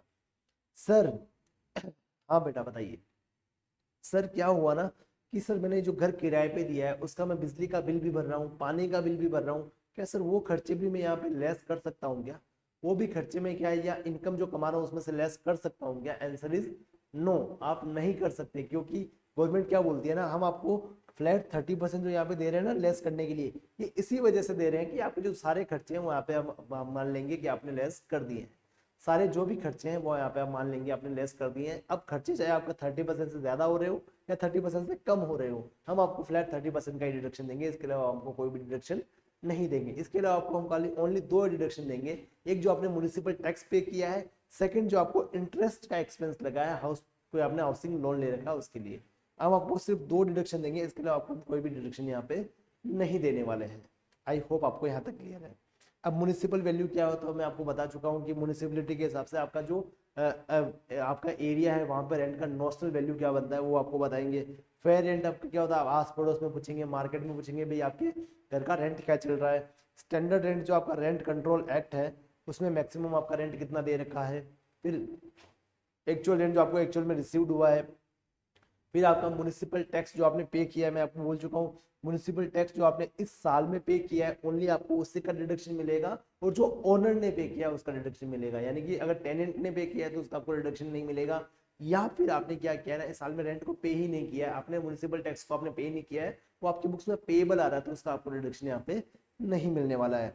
फिर आपको पता है कि भाई एनएवी आने के बाद उसका 30% आपको स्टैंडर्ड डिडक्शन फ्लैट मिल जाता है, पर ये डिडक्शन मिलने के बाद आपको इसके अलावा कोई भी दूसरे खर्चों का आपको रिडक्शन यहाँ पे नहीं मिलने वाला है। ये आप आई होप आप यहाँ पे समझ चुके हैं। चलिए फिर आपको इंटरेस्ट का डिडक्शन मिलता है, मैंने बताया ना आपने कोई लोन ले रखा है उसका इंटरेस्ट जो आता है उसका आपको यहाँ पे डिडक्शन मिलने वाला है। अब मेरी बात समझना, सर ये वाली चीजें तो सब सही थी, इंटरेस्ट के डिडक्शन में एक छोटा सा पॉइंट है, इंटरेस्ट के डिडक्शन में एक छोटा सा पॉइंट है, वो आपको समझने का जरूरत है। हम इंटरेस्ट का डिडक्शन अभी पढ़ेंगे, इंटरेस्ट का डिडक्शन पढ़ेंगे और मोस्ट प्रोबेबली अपन अगले आने वाले 2 लेक्चर्स में इस चैप्टर को कंप्लीट कर देंगे। मोस्ट प्रोबेबली आने वाले 2 लेक्चर्स में इस चैप्टर को कंप्लीट कर देंगे। तो आपको क्या करना ना, इस चैप्टर को जैसे जैसे मैं पढ़ा रहा हूँ आपको साथ में घर जाके इसको पढ़ते रहना है, समझते रहना है, अदरवाइज आपका ये टॉपिक छूट जाएगा। और बहुत ही इजी टॉपिक, अगर एग्जाम में क्वेश्चन आता है इसका 8 मार्क का तो आपके बोनस मार्क, आपको उस फॉर्मेट में फिगर्स को डालना है ओनली और आपका सारा काम बन जाने वाला है। सर इंटरेस्ट का जो आपने बताया इंटरेस्ट ऑन बोरोड कैपिटल का डिडक्शन बनेगा, अगर आपको एग्जामिनर घुमा सकता है ना किसी पॉइंट पे तो ये वाला पॉइंट यही वाला है इंटरेस्ट का। अगर आपने ये वाला पॉइंट अच्छे से समझ लिया तो आपका सारा काम बन जाएगा। चलिए आपका सारा काम यहाँ पे बन जाने वाला है। चलिए अब आप क्या करेंगे ना, कॉपिंग में हेडिंग डालेंगे, जो आपने फॉर्मेट बनाया है उसके नीचे हेडिंग डालेंगे interest on borrowed capital, interest on borrowed capital. इसके बारे में अपन कुछ लिखेंगे यहाँ, इसके बारे में अपन क्या करेंगे ना कुछ लिखेंगे। चलिए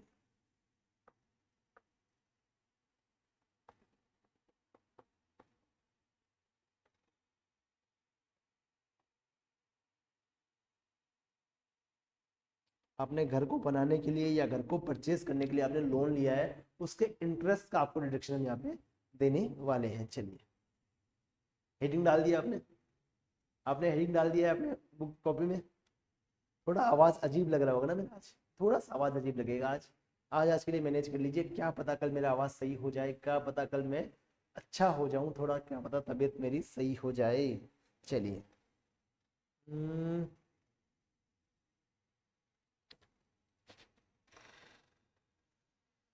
सर आप लोन क्यों लेते हैं, सर आप लोन क्यों लेते हैं? अपन लोन लेते हैं फॉर, टेकन लोन फॉर, किसके लिए लोन लेते हैं? या तो हम क्या करते हैं ना, घर को परचेज करने के लिए लोन लेते हैं, या तो परचेज के लिए लोन लेंगे, या फिर दूसरा उसको क्या करने के लिए, कंस्ट्रक्शन के लिए लोन लेंगे, या फिर अपना पुराना घर है उसको रिपेयर के लिए अपन लोन लेंगे, रिपेयर के लिए लेंगे, रिनोवेशन के लिए लेंगे। इन चीजों के लिए अपन क्या लेते हैं, लोन लेते हैं। और उसका जो ब्याज आता है ना, उसका अपन को डिडक्शन मिलता है इन हाउस प्रॉपर्टी हेड। चलिए।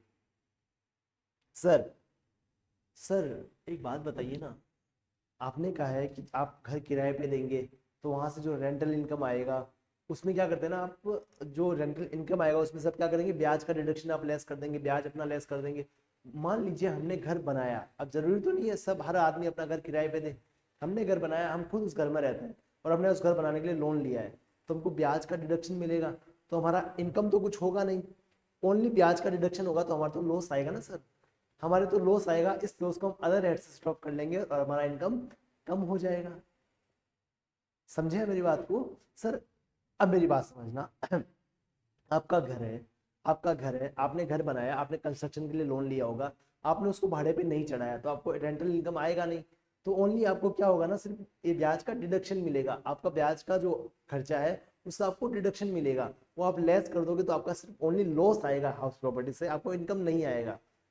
तो उसके लिए भाई आपका अनलिमिटेड, अगर मान लो आपने लोन ले रखा है, बहुत बड़ा लोन ले रखा है, उसका बहुत बड़ा इंटरेस्ट आता है, तो कैसे अगर आप सारा आप लेस कर देंगे तो हमारा बहुत सारा लॉस आ जाएगा, हमारा तो बहुत सारा क्या आ जाएगा, लॉस आ जाएगा। इसके लिए भी गवर्नमेंट ने कुछ बोला है। और एक मेरी बात समझना, जो अपन ने पढ़ा ना म्युनिसिपल टैक्स का जो अपन को डिडक्शन मिलता है, यहाँ पे जो अपन को म्युनिसिपल टैक्स का अपन को डिडक्शन मिलता है ना, ये डिडक्शन आपको तभी मिलता है जब आपने घर को क्या रखा है, भाड़े पे दे रखा है। अगर आपने घर को भाड़े पे नहीं दे रखा है, आपने घर को रेंट पे नहीं दे रखा है और उस घर में आप खुद ही रहते हैं ना, तो उसका ये जो आपका म्युनिसिपल टैक्स का जो डिडक्शन है ना, वो आपको नहीं मिलेगा, क्योंकि आपका ग्रोस एनुअल वैल्यू उस समय जीरो आने वाला है, क्योंकि आपका आपने एक्चुअल रेंट आपका कुछ रहने नहीं वाला है। और सर एक्चुअल रेंट नहीं रहेगा तो भी क्या दिक्कत है ना, एक्सपेक्टेड रेंट और actual rent whichever is higher अपना जीवी आता है, पर गवर्नमेंट बोलती है अगर आपके घर में कोई किराए पे नहीं रहता है, अगर आपका खुद का घर है, आप खुद उसमें रहते हैं, तो क्या होगा ना, आपका हम जीएवी जीरो मान लेंगे, आपका ग्रोस एनुअल वैल्यू अपन क्या मान लेंगे, जीरो मान लेंगे।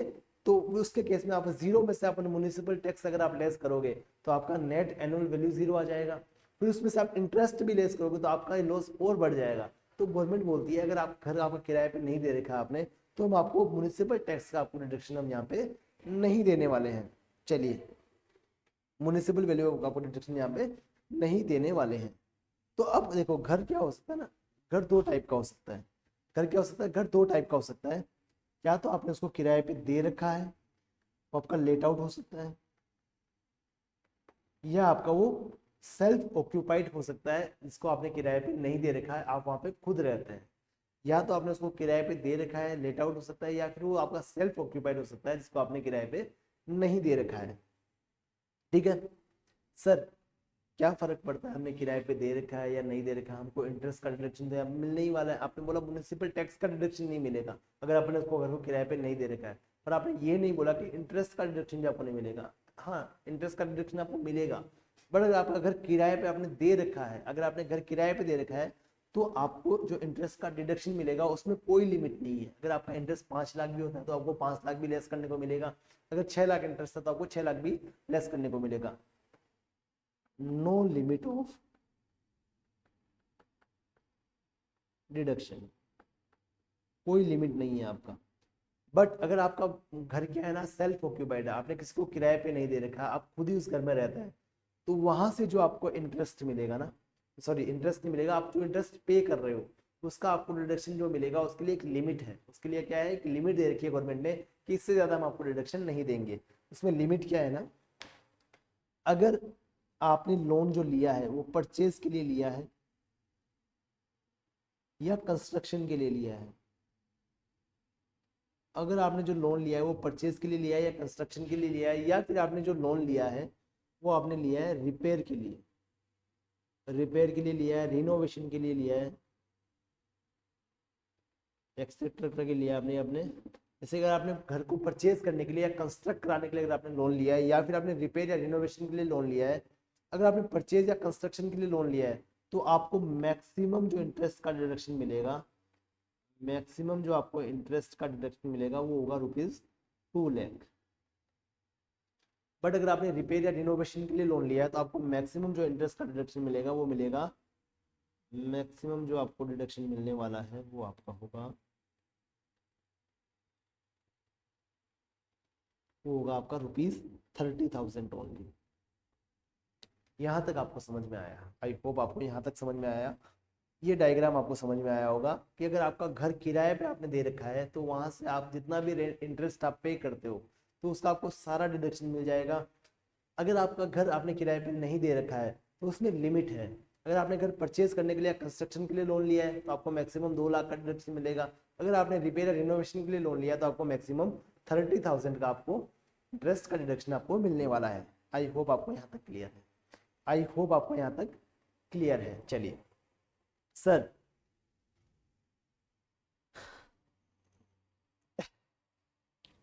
सर एक पॉइंट और आता है। हाँ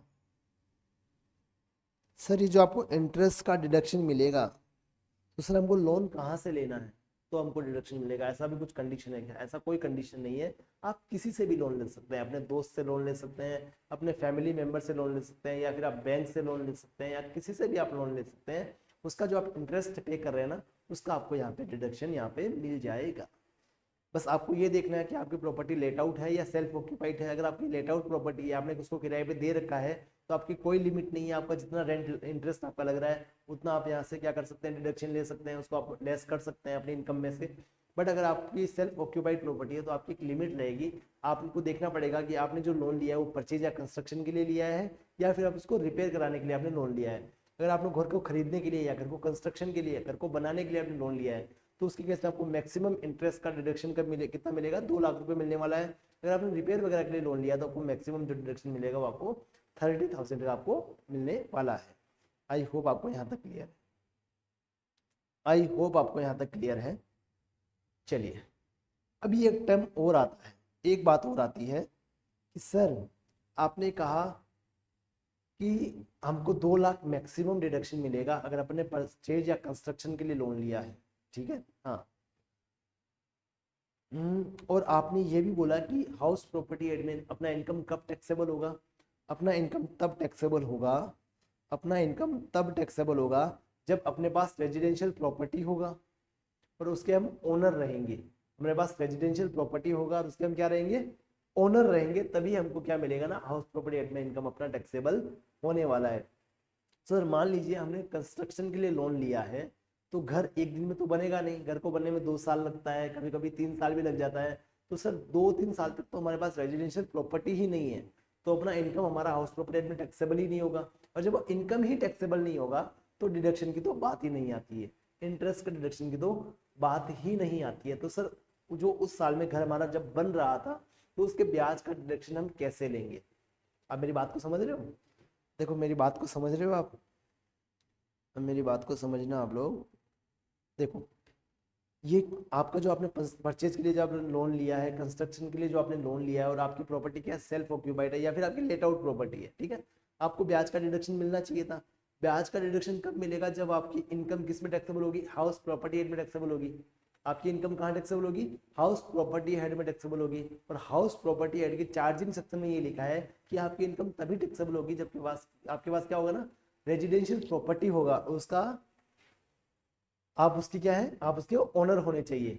तो जब हमारा घर बन रहा है तब हमारे पास रेजिडेंशियल प्रॉपर्टी तो है नहीं, हम ओनर तो उसके हैं पर हमारे पास रेजिडेंशियल प्रॉपर्टी नहीं है, तो उसके केस में अपना इनकम का टैक्सेबल नहीं होगा, हाउस प्रॉपर्टी एडमिन आपका इनकम टैक्सेबल नहीं होने वाला है। चलिए तो सर उस टाइम का जो ब्याज आएगा, उस टाइम को ब्याज का हम डिडक्शन कैसे लेने वाले हैं? अब अपन एग्जाम्पल लेंगे, अब अपन एग्जाम्पल लेंगे। अपना मिस्टर कौन है, चंदू। मिस्टर अपना क्या है, चंदू है। वो बहुत मेहनत करता है और एक प्लॉट खरीदता है, बहुत एक मेहनत करता है और अपना एक प्लॉट खरीदता है। अब वो क्या करता है ना, एक बैंक के पास जाता है कि भाई मेरे को घर बनाना है और मेरे को लोन चाहिए, मेरे को घर बनाना है और मेरे को लोन चाहिए। तो बैंक वाला बोलता है, उसका सिविल स्कोर वगैरह चेक करता है, उसके बाद बोलता है आपको हम 50 लाख का लोन दे देंगे। तो आपको क्या दे देंगे, 50 लाख का आपको लोन दे देंगे। तो बैंक क्या करती है ना, उसको लोन देती है। बैंक क्या करती है ना, इसको लोन देती है of ₹50 lakh eight the rate of 10% per month per annum का इंटरेस्ट। मंथ का तो बहुत ज्यादा हो जाएगा, 10% पर एनम का उसको इंटरेस्ट लगाती है। अब ये क्या करता है ना, अपना घर का कंस्ट्रक्शन शुरू करवाता है, जो आधा कच्चा पक्का बना है, अभी पूरा बना भी नहीं है। तो घर का कंस्ट्रक्शन चालू करता है। अब ये क्या करता है, ठेकेदार से पूछता है कि भाई ठेकेदार भाई, कॉन्ट्रैक्टर भाई, मेरा घर कब तक बन जाएगा, मेरा घर कब तक बन जाएगा। तो उसने बोला भाई 2 साल लगेगा इसमें। कितना लगेगा, 2 साल इसमें भी लगने वाला है, 2 साल इसमें भी लगेगा। तो उसने कहा ठीक है। अभी जब ये रिटर्न भरने के लिए आया तो इसने पहले साल का अपना 5 लाख का ब्याज दे दिया होगा, इसने पहले साल का अपना 5 लाख का इंटरेस्ट बैंक को पे कर दिया होगा। अब जब ये रिटर्न भरने लगा तब ये क्या करने लगा ना, कि हाउस प्रॉपर्टी हेड को इसने खोला अपने रिटर्न में और वहां पे 5 लाख का डिडक्शन लेने लगा, अपना 5 लाख का डिडक्शन लेने लगा। तो डिपार्टमेंट ने बोला भाई रुको, तेरा प्रॉपर्टी सेल्फ ऑक्यूपाइड है या फिर ये अपना लेट आउट प्रॉपर्टी है। उसने कहा भाई मैं जैसे ही घर बनेगा मैं इसको किराए पे चढ़ा दूंगा, तो मेरे को कोई लिमिट नहीं है, मेरे को यहाँ पे अनलिमिटेड इंटरेस्ट का डिडक्शन यहाँ पे मिलने वाला है।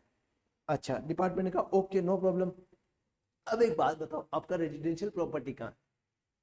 तो भाई चंदू ने बोला कि हमारा घर बन रहा है, हमारा घर बन रहा है, कंस्ट्रक्शन में है।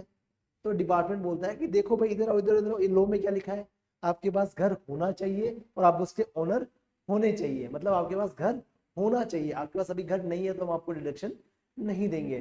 चंदू रोता रोता आया भाई कि मेरे को डिडक्शन नहीं मिला, मेरे को इंटरेस्ट का डिडक्शन हमको नहीं मिला। तब भाई हमारे फाइनेंस मिनिस्टर ने बोला कि रुक बेटा, मैं तेरे प्रॉब्लम को सोल्व करती हूँ। उनका काम वैसे प्रॉब्लम बढ़ाना है, पर वो प्रॉब्लम सोल्व करने के लिए सामने आते हैं। वो आके बोलते हैं भाई इधर आ, इधर आ, इधर आ, मैं तेरे को बता दूं कि तेरे को क्या करना चाहिए, तेरे को क्या करना चाहिए। अब एक काम करो, जो आपका इंटरेस्ट है, जो आपका ड्यूरिंग द कंस्ट्रक्शन आपका जो इंटरेस्ट आ रहा है, उसको क्या करना ना, अभी आपको डिडक्शन इसका नहीं मिलेगा। अभी डिपार्टमेंट एकदम सही है, आपको उसका डिडक्शन कब मिलेगा ना, जब आप घर कंप्लीट कर लोगे और जब आपका घर जिस साल में आपका कंप्लीट हो जाएगा ना, उस साल में आपको डिडक्शन देंगे, वो भी पूरा डिडक्शन नहीं देंगे। अब मेरी बात समझना, अब मैं यहाँ पे एक टेबल बनाता हूँ, ईयर 1, ईयर 2, ईयर 3, ईयर 4। पहले साल में आपका घर नहीं बना, आपको ब्याज लगा और डिडक्शन अलाउड की बात करते हैं। यहाँ आपको 5 लाख का ब्याज लग गया, आपको 1 रुपए का भी डिडक्शन नहीं मिला। आपका यहाँ फिर 5 लाख का ब्याज लग गया, फिर आपको 1 रुपए का भी डिडक्शन नहीं मिला। आपका यहाँ पे जहाँ आपका घर बन चुका था वहां पे आपको 5 लाख का ब्याज लगा और आपको क्या मिला, 5 लाख का डिडक्शन यहाँ पे मिल गया, क्योंकि आपका घर था, लेट आउट प्रॉपर्टी था। फिर 4th ईयर में आपका 5 लाख का ब्याज लगा, आपको फिर 5 लाख का डिडक्शन मिल गया। तो आपने बोला कि भाई मैडम ये मेरा तो 2 साल का डिडक्शन है, ये 10 लाख का, ये मेरे को कहाँ अलाउड होगा, ये मेरे को कहाँ अलाउड होगा। तो मैम ने बोला कि जो आपका घर बन रहा था ना, वहां तक जो आपका प्री कंस्ट्रक्शन यानी कि कंस्ट्रक्शन कंप्लीट होने से पहले का जो आपका ब्याज है ना, उसको आप साथ में जोड़ लीजिए। तो इसने क्या किया ना, दोनों को साथ में जोड़ लिया। अब एक काम करो, इसको 5 से डिवाइड कर दो, मतलब आपको क्या करेंगे ना, हर साल में एक एक किस्त करके इसका आपको डिडक्शन देने वाले हैं आगे आने वाले सालों में। तो अब क्या आया, 2 लाख रुपए। अब मैडम बोलती है जो तीसरा साल है जहां आपको 5 लाख का डिडक्शन मिला है आपका घर के बनने के बाद, उसमें आप ये किस्त ऐड कर दीजिए। तो यहाँ पे आप ऐड कर देंगे, तो इस साल में आपको जो डिडक्शन मिलेगा वो 7 लाख का मिलेगा। उसके अगले साल भी सेम 7 लाख का मिलेगा, उसके अगले साल भी आपको 7 लाख का मिलेगा, उसके अगले साल भी 7 लाख का मिलेगा, उसके अगले साल भी आपको 7 लाख का आपको डिडक्शन मिलने वाला है। ऐसे करके आपको ये जो 10 लाख का डिडक्शन आपका पहले का बाकी था, वो हम आगे आने वाले 5 सालों में आपको 1 बाई 1 करके आपको डिडक्शन ये दे देंगे। आपको एक साथ नहीं मिलेगा, एक साथ अगर आपको मिल गया तो बहुत सारा लॉस आ जाएगा आपको। इसीलिए हम कह रहे हैं आपको 5 सालों में हम इक्वल इक्वल करके आपको डिडक्शन यहाँ पे दे देंगे। आई होप आपको ये वाली बात समझ में आई है। कि जो आपका प्री कंस्ट्रक्शन का इंटरेस्ट होगा, आपका कंस्ट्रक्शन कंप्लीट होने का जो पहले का ब्याज होगा, उसका आपको डिडक्शन कैसे मिलने वाला है, ये आप आई होप आप यहाँ पे समझ चुके हैं। अगर यहाँ पे कोई डाउट है तो एक बार क्या करेंगे ना, बैठेंगे रुकेंगे और इसको वापस आप पढ़ेंगे, इसकी वजह से आपका क्या होगा, सारा डाउट क्लियर हो जाएगा। अब मेरी बात समझना, अब यहाँ पे आगे पॉइंट लेते हैं। तो आपने ठेकेदार को बोला कि ठेकेदार मैं आपको 1 जैन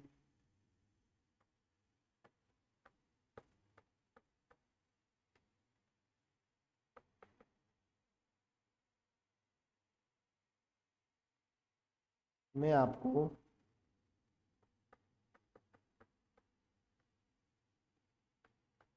1 जैन 2023 को अपना कॉन्ट्रैक्ट दे रहा हूँ।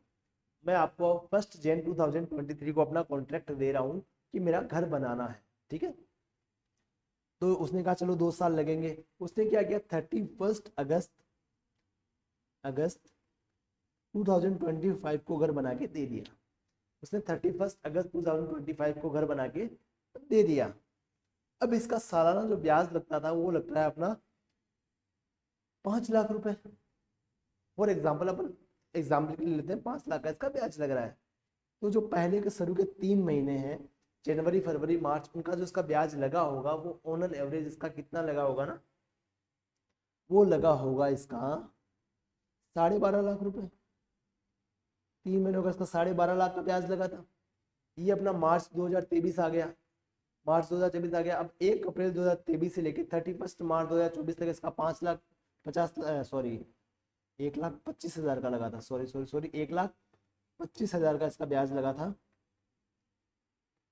ये लगा था 1 जैन 23 टू 31 मार्च 23 तक, ये इसका ब्याज लगा था।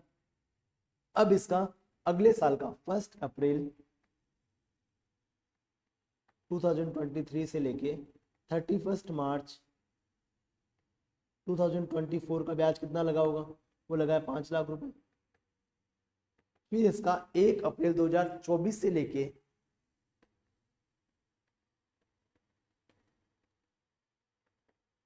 31 मार्च 2025 तक का इसका ब्याज लगा था 5 लाख रुपए। फिर इसका 31 अगस्त तक जो ब्याज लगा था वो भी अपन क्या कर लेंगे, यहाँ पे लिख लेंगे। सर आपने कहा था 2 साल लगेगा, इसमें ज्यादा टाइम लग गया।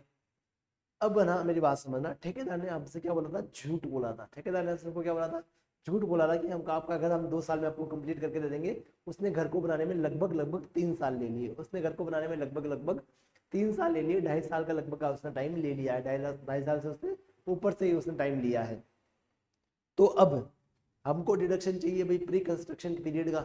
तो अपन बोलेंगे कि मैडम हमारा जो प्री कंस्ट्रक्शन का इंटरेस्ट आएगा वो 1 जनवरी 2023 से लेके 31 अगस्त 2025 तक आएगा। मैडम ने कहा रुको, मैडम ने कहा हमको रुको, जिस साल में आपका कंस्ट्रक्शन कंप्लीट हुआ है वो कब, कौन सा साल था सर, तो था अपना 24-25, सॉरी वो था अपना 25-26, 2025-26 में हमारा कंस्ट्रक्शन कंप्लीट हुआ है। मतलब 1 अप्रैल 2025 से लेकर 31 मार्च 2026 के बीच में अपना कंस्ट्रक्शन कंप्लीट हुआ है। तो जिस साल में आपका कंस्ट्रक्शन कंप्लीट हुआ है ना, उस साल का पहले वाला 31 मार्च कब आया था सर, इसका पहले 31 मार्च आया था अपना, 31 मार्च 2025 आया था, 31 मार्च 2025 आया था। तो क्या सर, मैडम बोलती है कि जहां से आपका घर बनना शुरू हुआ यानी कि 1 जनवरी 2023 से लेके 31 मार्च 2025 तक का जो ब्याज आएगा ना, वही आपका प्री कंस्ट्रक्शन इंटरेस्ट है। उसके आगे वाला जो भी आपका ब्याज आएगा वो सारा आपका पोस्ट कंस्ट्रक्शन इंटरेस्ट है। उसका आपको डिडक्शन हम इस साल में आपको पूरा मिल जाएगा। मतलब इस साल को जो 5 लाख का इंटरेस्ट आएगा ना, उसका डिडक्शन आपको इसी साल में पूरा मिल जाएगा। उसके लिए आपको ऐसा करने की जरूरत नहीं है 1 अप्रैल से लेकर 31 अगस्त तक आपको प्री कंस्ट्रक्शन मानने की जरूरत नहीं है। आपको पूरा ब्याज का डिडक्शन आपको इसी साल में मिल जाएगा। मतलब कि अपना प्री कंस्ट्रक्शन पीरियड कब से कब तक का होगा, 1 जनवरी 2023 से लेके 31 मार्च 2025 तक का पीरियड अपना क्या होगा ना, प्री कंस्ट्रक्शन पीरियड होगा। यहाँ के इंटरेस्ट को अपन बोलेंगे प्री कंस्ट्रक्शन इंटरेस्ट, जिसको अपन का डिडक्शन कैसे मिलने वाला है, 5 इक्वल इंस्टॉलमेंट्स में मिलने वाला है। यानी कि ये जो अपना 11,25,000 रुपए है, इसको अपन को जो डिडक्शन मिलेगा वो 5 इक्वल इंस्टॉलमेंट्स में अपन को मिलने वाला है आगे आने वाली 5 सालों में। ठीक है, आई होप आपको यहाँ तक समझा है, आई होप आपको यहाँ तक समझा है। और एक बार क्या करेंगे ना, घर जाके इसको रिवाइज जरूर करेंगे मेरे कहने पे, ठीक है। अब अपन क्या करेंगे ना, अब अपन क्या करेंगे ना, इसको बुक से पढ़ेंगे। और एक चीज मेरी बात समझना सर, ये जो आपको 2 लाख का डिडक्शन मिलता है, ये जो आपको 30,000 का डिडक्शन मिलता है ना, ये आपका ओनर वाइज मिलता है। जैसे कि मान लीजिए आप एक घर है, आप एक घर में आप 2 ओनर हैं, मतलब आप 2 भाइयों ने मिलकर घर बनाया है, दोनों ने अलग अलग लोन लिया है घर के लिए, तो आप एक भाई को अलग से 2 लाख का डिडक्शन मिलेगा, दूसरे भाई को अपने लोन के लिए अलग से 2 लाख का डिडक्शन मिलेगा। मतलब ये ओनर वाइज होता है, ये प्रॉपर्टी वाइज नहीं होता है। ऐसा नहीं है एक प्रॉपर्टी तो एक प्रॉपर्टी में आपको 2 लाख का डिडक्शन मिलने वाला है। कितने ओनर हैं उसके हिसाब से सबको अलग अलग डिडक्शन मिलने वाला है, सबको अलग अलग 2-2 लाख का डिडक्शन मिलेगा, सबको अलग 30,000 का डिडक्शन यहाँ पे मिलने वाला है। सर मान लीजिए हमारा कोई कंस्ट्रक्शन का या परचेज का लोन चल रहा था, उसका जो ब्याज आता है, प्लस हमने एक रिपेयर के लिए भी हमने लोन ले लिया। हमारा जो कंस्ट्रक्शन का लोन चल रहा था प्लस हमने एक रिपेयर के लिए भी लोन ले लिया है, दोनों का इंटरेस्ट आ रहा है। तो सर दोनों का लिमिट कितना रहेगा, एक के लिए तो रहेगा 2 लाख कंस्ट्रक्शन वाले के लिए, और 30,000 का लिमिट रहेगा रिपेयर वाले के लिए। पर मेरी बात समझना, अगर आपके 2 लोन चल रहे हैं, एक रिपेयर के लिए और एक आपके कंस्ट्रक्शन के लिए है, तो एक का मान लीजिए आपका इंटरेस्ट आता है 2,15,000 रुपये, 2,15,000 रुपये आता है, और आपका रिपेयर वाले लोन पे जो आपका इंटरेस्ट आता है वो आता है 45,000। तो आपको पता है इसके लिए आपको मैक्सिमम कितना मिलेगा, 2 लाख मिलेगा, और इसके लिए आपको मैक्सिमम मिलेगा 30,000। तो टोटल आपको जो डिडक्शन मिलने वाला है वो 2,30,000 होगा। बट ध्यान रखना, सेल्फ ऑक्यूपाइड प्रॉपर्टी के केस में आपका टोटल इंटरेस्ट का डिडक्शन 2 लाख से ज्यादा नहीं हो सकता। तो यहाँ पे भी आपको मैक्सिमम कितना मिलेगा, 2 लाख ही आपको मिलने वाला है। यहाँ पे भी आप मैक्सिमम आपको कितना मिलने वाला है, ओनली 2 लाख का डिडक्शन मिलने वाला है। डोंट वरी, मेरे को पता है थोड़ा सा भारी हो रहा है ये, अपन इसको बार बार रिवाइज करेंगे ना तो आपको जल्दी से एक चीज समझ में आ जाएगी। ओनली यही वाला पॉइंट है जो हाउस प्रॉपर्टी एक्ट में थोड़ा सा ट्रिकी है, उसके बाद आपके सारे पॉइंट इतने ईजी है ना, आप फटाफट से उनको कंप्लीट कर लेंगे। ये भी इतना ट्रिकी नहीं है, अगर आपने पढ़ा होगा ना इतना ट्रिकी नहीं लगा होगा आपको। बस इतना है कि भाई अपने घर कब बन के कंप्लीट हुआ, उससे पहले वाला जो ब्याज है उसका आपको डिडक्शन कैसे मिलने वाला है। अगर आपका आपने घर को किराए पे दिया तो आपको पूरे ब्याज का रिडक्शन मिल जाएगा। अगर आपने घर को किराए पे नहीं दिया है तो आपको देखना पड़ेगा कि आपने घर को जो लोन लिया है, जो परचेज करने के लिए लिया है या फिर आपने उसको रिपेयर करने के लिए लिया। अगर आपने परचेज करने के लिए लोन लिया है तो आपको मैक्सिमम रिडक्शन 2 लाख मिलने वाला है। अगर आपने रिपेयर के लिए लोन लिया तो आपको मैक्सिमम रिडक्शन 30,000 मिलने वाला है। अगर आपने मान लो दोनों के लिए लोन ले लिया है, परचेज का भी एक लोन चल रहा है, एक रिपेयर का भी लोन चल रहा है, तो इन दोनों का जो डिडक्शन आएगा वो मैक्सिमम आपका 2 लाख ही रहने वाला है। आपको 2 लाख से ज्यादा डिडक्शन यहाँ पे नहीं मिलने वाला है। चलिए चलिए चलिए, ये आपको समझ में आ गया होगा आई तो। अब क्या करेंगे ना, फटाफट से एक बार नोट से सब कुछ अपने आज जो पढ़ा है वो पढ़ लेते हैं, उसके बाद हम आपकी आज छुट्टी कर देंगे।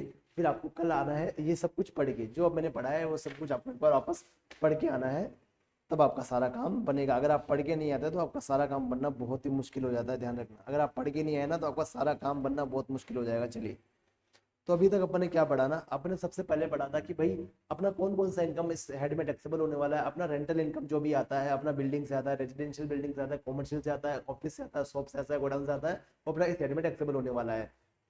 2 टाइप के रेंट है जो आपके बिजनेस हेड में टैक्सेबल होंगे। फर्स्ट, अगर आपने कोई आपकी प्रॉपर्टी, आप वहाँ पे बिजनेस कर रहे हैं, वो आपको क्या कर रहा है ना, वो जगह आपको बिजनेस का इनकम कमा के दे रहा है, तो वहां से आपको जो इनकम होगा वो आपका बिजनेस हेड में टैक्सेबल होने वाला है। सेकंड, अगर मान लीजिए आपका कॉमर्शियल प्रॉपर्टीज को रेंट पे देने का बिजनेस है, मैंने यहाँ रेजिडेंशियल नहीं बोला, कॉमर्शियल प्रॉपर्टीज को अगर आपका रेंट पे देने का बिजनेस है तो उससे जो आपका रेंट आएगा वो आपका बिजनेस हेड में टैक्सेबल होने वाला है। सर अगर मान लीजिए हमारा रेजिडेंशियल प्रॉपर्टीज को रेंट पे देने का बिजनेस, तो आपका हाउस प्रॉपर्टी हेड में टैक्सेबल होने वाला है। सर क्या कंडीशन रहेगी हाउस प्रॉपर्टी हेड में इनकम को टैक्सेबल करने के लिए? सबसे पहली बात तो आपके पास रेजिडेंशियल प्रॉपर्टी होना चाहिए, सेकंड आप उसके ओनर होने चाहिए। सर कंपोजिट रेंट क्या होता है ना, दो या दो से ज्यादा प्रॉपर्टीज का साथ में आप कंबाइंड रेंट ले रहे हो। फॉर एग्जांपल आपका एक बिल्डिंग में फ्लैट है, उसको आपने रेंट पे दिया है, वहां पे आप सिक्योरिटी का पैसा, लिफ्ट का पैसा और फ्लैट का पैसा आप साथ में कंबाइन करके ले रहे हो, तो जो साथ में कंबाइन होकर जो रेंट आ रहा है उसको बोलते हैं कंपोजिट रेंट। तो उसके केस में अपन को देखना पड़ेगा कि क्या हम दोनों रेंट को अलग अलग कर सकते हैं। अगर अलग अलग कर सकते हैं तो बिल्डिंग के रेंट को अपन क्या करेंगे, हाउस प्रॉपर्टी रेंट में टैक्सेबल करेंगे, और अदर रेंट को अपन क्या करेंगे ना, बिजनेस या अदर सोर्सेज में टैक्सेबल करेंगे। बट अगर इसको अपन अलग अलग नहीं कर सकते, इसको अपन सेपरेट नहीं कर सकते, तो सारे के सारे रेंट को अपन क्या करेंगे, बिजनेस हेड में अपन टैक्सेबल करने वाले हैं। फिर अपन ने देखा कि अपन कैसे कंप्यूटेशन करेंगे house income from house property में। तो अपन सबसे पहले क्या लेंगे ना, म्युनिसिपल वैल्यू लेंगे और फेयर रेंट लेंगे, विच एवरेज जो अपना हायर आएगा उसको अपन सी डिनोट कर देंगे। फिर उसको कंपेयर करेंगे अपन स्टैंडर्ड रेंट से, इन दोनों में से जो विच एवर इज लोअर आएगा उसको अपन ले लेंगे एक्सपेक्टेड रेंट, और उसको कंपेयर करेंगे एक्चुअल रेंट से, इन दोनों में से जो हायर आएगा उसको अपन ले लेंगे अपन ग्रॉस एनुअल वैल्यू, और इसमें से अपन डिडक्शन ले लेंगे म्युनिसिपल वैल्यू, म्युनिसिपल टैक्स का। म्युनिसिपल टैक्स वो वाला जो ओनर ने पे किया और जो पे किया है इस साल में, ऐसा नहीं जो पेबल है उसका डिडक्शन नहीं मिलेगा, ओनली पेड का डिडक्शन मिलेगा, और जो ओनर ने पे किया उसी का आपको डिडक्शन यहाँ पे मिलने वाला है। फिर ये लेस करने के बाद अपने पास आएगा नेट एनुअल वैल्यू, उसमें से अपन ले लेंगे 30% स्टैंडर्ड डिडक्शन जो फ्लैट मिलने वाला है। इसके अलावा आपको कोई भी एक्सपेंडिचर का आपको डिडक्शन यहाँ पे नहीं मिलेगा। उसमें से अपन इंटरेस्ट का डिडक्शन ले लेंगे। उसके बाद अपने आ जाएगा इनकम फ्रॉम हाउस प्रॉपर्टी। उसके बाद अपन ने पढ़ा था इंटरेस्ट का डिडक्शन कैसे मिलेगा। अब मेरी बात समझना, आपको देखना पड़ेगा आपकी प्रॉपर्टी लेट आउट है, मतलब आपने उसको किराए पे दे रखा है या फिर आपने उसको खुद ने ओन कर रखा है। अगर आपने लेट आउट है आपकी प्रॉपर्टी, तो आपको पूरे अमाउंट का जितना भी आपका ब्याज लगता है आपको डिडक्शन मिल जाएगा, आपको कोई भी लिमिट चेक करने का जरूरत नहीं है। बट अगर आपने प्रॉपर्टी किया है ना, आपका सेल्फ ऑक्यूपाइड है, आपने लेट आउट नहीं दिया, किसी को भाड़े भी नहीं दिया, आपका प्रॉपर्टी खाली पड़ा है या फिर आप उसमें खुद रहते हैं, तो आपको उसमें लिमिट चेक करना पड़ेगा। आपने जो लोन लिया वो परचेज या कंस्ट्रक्शन के लिए लिया तो आपको मैक्सिमम 2 लाख का डिडक्शन मिलेगा। अगर आपने उस लोन को, या आपने लोन लिया है रिपेयर वगैरह के लिए, तो आपको मैक्सिमम 30,000 का आपको डिडक्शन यहाँ पे मिलने वाला है। ये देखो, ये मैक्सिमम 2 लाख का मिलेगा, मैक्सिमम 30,000 का आपको यहाँ डिडक्शन मिलने वाला है। ठीक है। और अगर आप लेट आउट प्रॉपर्टी है, अब मैंने इसके बाद एक पॉइंट बताया था प्री कंस्ट्रक्शन इंटरेस्ट का। मान लीजिए आपका प्रॉपर्टी बन रहा है, अभी बनते बनते तो आपको डिडक्शन मिलेगा नहीं ब्याज का, तो जो वो बनते टाइम वाला जो ब्याज है ना, वो आपका उसका आपको डिडक्शन कैसे मिलेगा ना, जितना भी आपका प्री कंस्ट्रक्शन इंटरेस्ट आपको डिवाइड बाई 5 करना है, और आपको आगे आने वाले सालों में 1 बाई 1 करके उसका आपको डिडक्शन ले लेना है। ठीक है। सर आपका प्री कंस्ट्रक्शन पीरियड कौन सा माना जाएगा? मान लीजिए आपका 1 जनवरी 2023 से लेके घर बनना स्टार्ट होता है और 15 सितंबर 2025 को आपका घर बन के तैयार होता है। तो 15 सितंबर से जस्ट पिछला 31 मार्च कब आया था? 31 मार्च 2025 आया था। तो 1 जनवरी 2023 से लेकर 31 मार्च 2025 तक का पीरियड जो अपना होगा वो अपना प्री कंस्ट्रक्शन पीरियड होगा, और यहाँ के इंटरेस्ट को अपन बोलेंगे प्री कंस्ट्रक्शन इंटरेस्ट। और जो यहाँ इंटरेस्ट आएगा उसको अपन डिवाइड बाय 5 करेंगे और इक्वल इंस्टॉलमेंट्स पर क्या करेंगे ना, अगले आने वाले सालों में इसका रिडक्शन ले लेंगे। मैंने आपको बताया, मान लीजिए आपके 2 लोन चल रहे हैं, एक तो आपका अगर आपकी प्रॉपर्टी सेल्फ ऑक्यूपाइड है और आपके 2 लोन चल रहे हैं, एक तो परचेज का चल रहा है और एक आपका रिपेयर वाला लोन चल रहा है। इन दोनों का जो ब्याज आता है ना, पहले अपन इंडिविजुअल चेक करेंगे इसका ब्याज कितना। मान लीजिए 2,15,000 तो उसका मैक्सिमम 2 लाख मिलेगा, इसका 45,000 तो उसका मैक्सिमम 30,000 मिलेगा। इन दोनों को जोड़ने के बाद 2,30,000 रुपये आता है। तो इन 2,30,000 का भी मैक्सिमम आपको 2 लाख की डिडक्शन आपको मिलने वाला है। अब मेरी बात समझना, जो आपको मैक्सिमम 2 लाख का डिडक्शन मिलेगा ना, तो मान लीजिए आपको प्री कंस्ट्रक्शन का इंटरेस्ट है, वो भी इसमें इंक्लूड रहेगा। मतलब कि ऐसा नहीं है कि जैसे मान लीजिए आपका यहाँ निकला मैक्सिमम 2 लाख रुपए, और जो आपका पिछले सालों का 1/5 होकर जो इंटरेस्ट आ रहा है वो आपका है 15,000 वो का इंटरेस्ट आ रहा है, तो ये आपका हो गया 2,15,000। तो फिर भी आपको मैक्सिमम यहाँ पे 2 लाख ही मिलने वाला है।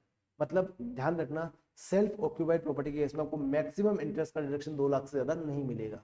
और मैंने फिर आपको बताया कि जो डिडक्शन मिलता है 2 लाख और 30,000 वाला, ये आपका प्रॉपर्टी वाइज नहीं है, ये आपका ओनर वाइज है। ये आपका ओनर वाइज है, मतलब अगर एक प्रॉपर्टी के 2 ओनर है तो दोनों को अलग अलग 2 लाख और 30,000 का लिमिट मिलने वाला है। दोनों को अलग अलग इसको डिडक्शन यहाँ पे मिलने वाला है। चलिए ठीक है, आपको यहाँ तक समझ में आया। अब पता अपन 115 BSc पढ़ा था अपन ने, 115 BSc अपन ने पढ़ा था। वो 3 लाख तक कोई टैक्स नहीं है, 3 से लेकर 7 लाख तक 5% वाला, वो अपन ने पढ़ा था। तो उसमें है ना, जो सेल्फ ऑक्यूपाइड प्रॉपर्टी ना, अगर मान लिया अपनी सेल्फ ऑक्यूपाइड प्रॉपर्टी, अपने खुद ने प्रॉपर्टी में रहता है या फिर अपनी प्रॉपर्टी खाली पड़ी है, अब प्रॉपर्टी में हम खुद रहते हैं, प्रॉपर्टी अपनी खाली पड़ी है, इससे जो ब्याज का डिडक्शन है ना वो मिलता ही नहीं है। 115 BSc जब आप से अगर आप क्वेश्चन सॉल्व करते हैं ना, 115 BSc जब आप क्वेश्चन सॉल्व करते हैं उससे आप टैक्स निकालते हैं, तो उसमें आपको ये ध्यान रखना पड़ेगा, अगर आपकी प्रॉपर्टी सेल्फ ऑक्यूपाइड प्रॉपर्टी है ना, तो जो 2 लाख का और 30,000 का जो आपको डिडक्शन मैंने बताया ना, वो मिलता ही नहीं है। इस पे अपन 1-2 एग्जांपल लेंगे, कल अपन एग्जांपल लेने वाले हैं इसके ऊपर, इसकी वजह से आपको और बेटर अंडरस्टैंडिंग होगा। बट आपको एक बार क्या करना ना, ये जो मैंने पढ़ाया है उसको एक बार पढ़ के आना है। सर इसमें कुछ होमवर्क रहेगा क्या? इसमें एक होमवर्क रहेगा क्या? इसमें होमवर्क रहेंगे आपके 2 एग्जाम्पल्स। तीसरा वाला एग्जाम्पल क्या मैं आपको बता देता हूँ। एक टाइम आता है फ्रेश लोन। फ्रेश लोन क्या आता है ना सर, अब मान लीजिए हमारा परचेज और कंस्ट्रक्शन का लोन चल रहा था, उसका ब्याज का रेट बहुत ज्यादा हाई हो गया। हमने दूसरे बैंक से बात किया कि भाई हमको होम लोन चाहिए, उतने वो जो पहला लोन चल रहा था उसको हमको पे करने के लिए हमको होम लोन चाहिए, उसको पे करने के लिए हमको क्या चाहिए? होम लोन चाहिए। तो हमने एक नया लोन ले लिया उसको पे करने के लिए, उसको पे करने के लिए एक नया लोन ले लिया। तो उसका जो ब्याज आएगा, जैसे कि मान लीजिए आपका 5 लाख का लोन चल रहा था, आपने 7 लाख का एक और लोन ले लिया, उसमें से 5 लाख का आपने वो लोन पे कर दिया है, तो जो इस नया लोन का जो ब्याज आएगा, क्या उसको आपको रिडक्शन मिल जाएगा? आंसर इज यस, आपको रिडक्शन मिल जाएगा। अगर आप interest on fresh loan taken for repay of original loan, आपने ओरिजिनल लोन को पे करने के लिए आपने क्या किया? नया लोन लिया है, तो उसके इंटरेस्ट का भी आपको रिडक्शन मिल जाएगा। और इंटरेस्ट का जो आपको रिडक्शन मिलता है वो आपको एक्रूअल बेसिस पे मिलता है। इसका मतलब ये नहीं कि आपको पे करना ही पड़ेगा तभी आपको रिडक्शन मिलेगा, आपका एक्रू हो गया आपको रिडक्शन मिल जाएगा। एक्रू क्या होता है, ये आपने अकाउंटिंग में अच्छे से पढ़ रखा होगा 11वीं 12वीं में। एक्रू का मतलब होता है कि आपका ड्यू हो गया इंटरेस्ट, आपको उसका रिडक्शन मिल जाएगा, आप उसको पे करने का जरूरत नहीं है, आप पे करोगे तो बाद में कोई दिक्कत नहीं है, बट अभी आपको एक्रूअल बेसिस पे आपको रिडक्शन यहाँ पे मिल जाएगा। अभी आपको क्या करना है ना, आपने जो भी पढ़ा है आज वो आपको क्या करना है ना, पढ़ के आना है और ये आपको एग्जाम्पल्स देख के आना है, ये आपको एग्जाम्पल्स देख के आने हैं। इसके बाद आपका सारा काम बन जाएगा। और कुछ होमवर्क दे दूं मैं आपको, कुछ होमवर्क दे दूं मैं आपको। एक देखो मैं आपको होमवर्क देता हूँ, ये क्वेश्चंस आपको प्रैक्टिस करके आना है घर पे। अगर आपको प्रैक्टिस करके आना है, अपन इस क्वेश्चन को कल फटाफट से क्लास में अपन डिस्कस भी कर लेंगे। क्वेश्चन नंबर 5 आप प्रैक्टिस करके आओगे अपने घर पे। क्वेश्चन नंबर 5 प्रैक्टिस करके आओगे। क्वेश्चन नंबर 5 के बाद आप प्रैक्टिस करके आओगे। क्वेश्चन नंबर 11 आप प्रैक्टिस करके आओगे। क्वेश्चन नंबर 11 आप प्रैक्टिस करके आओगे। उसके बाद बस आपके लिए सिर्फ 2 क्वेश्चन आज होमवर्क में रहने वाले हैं, क्वेश्चन नंबर 5 और क्वेश्चन नंबर 11। और जिसका पुराना वाला होमवर्क बाकी है ना पिछले चैप्टर का, वो आज प्लीज कंप्लीट कर लेना। आपके पास आज होमवर्क बहुत ज्यादा कम है। आप क्या करोगे ना, जो आज अपन ने पढ़ा है उसको आपको रिवीजन करना है और ये 2 क्वेश्चन आपको प्रैक्टिस करके आना है, आपका आज का सारा काम बन जाएगा।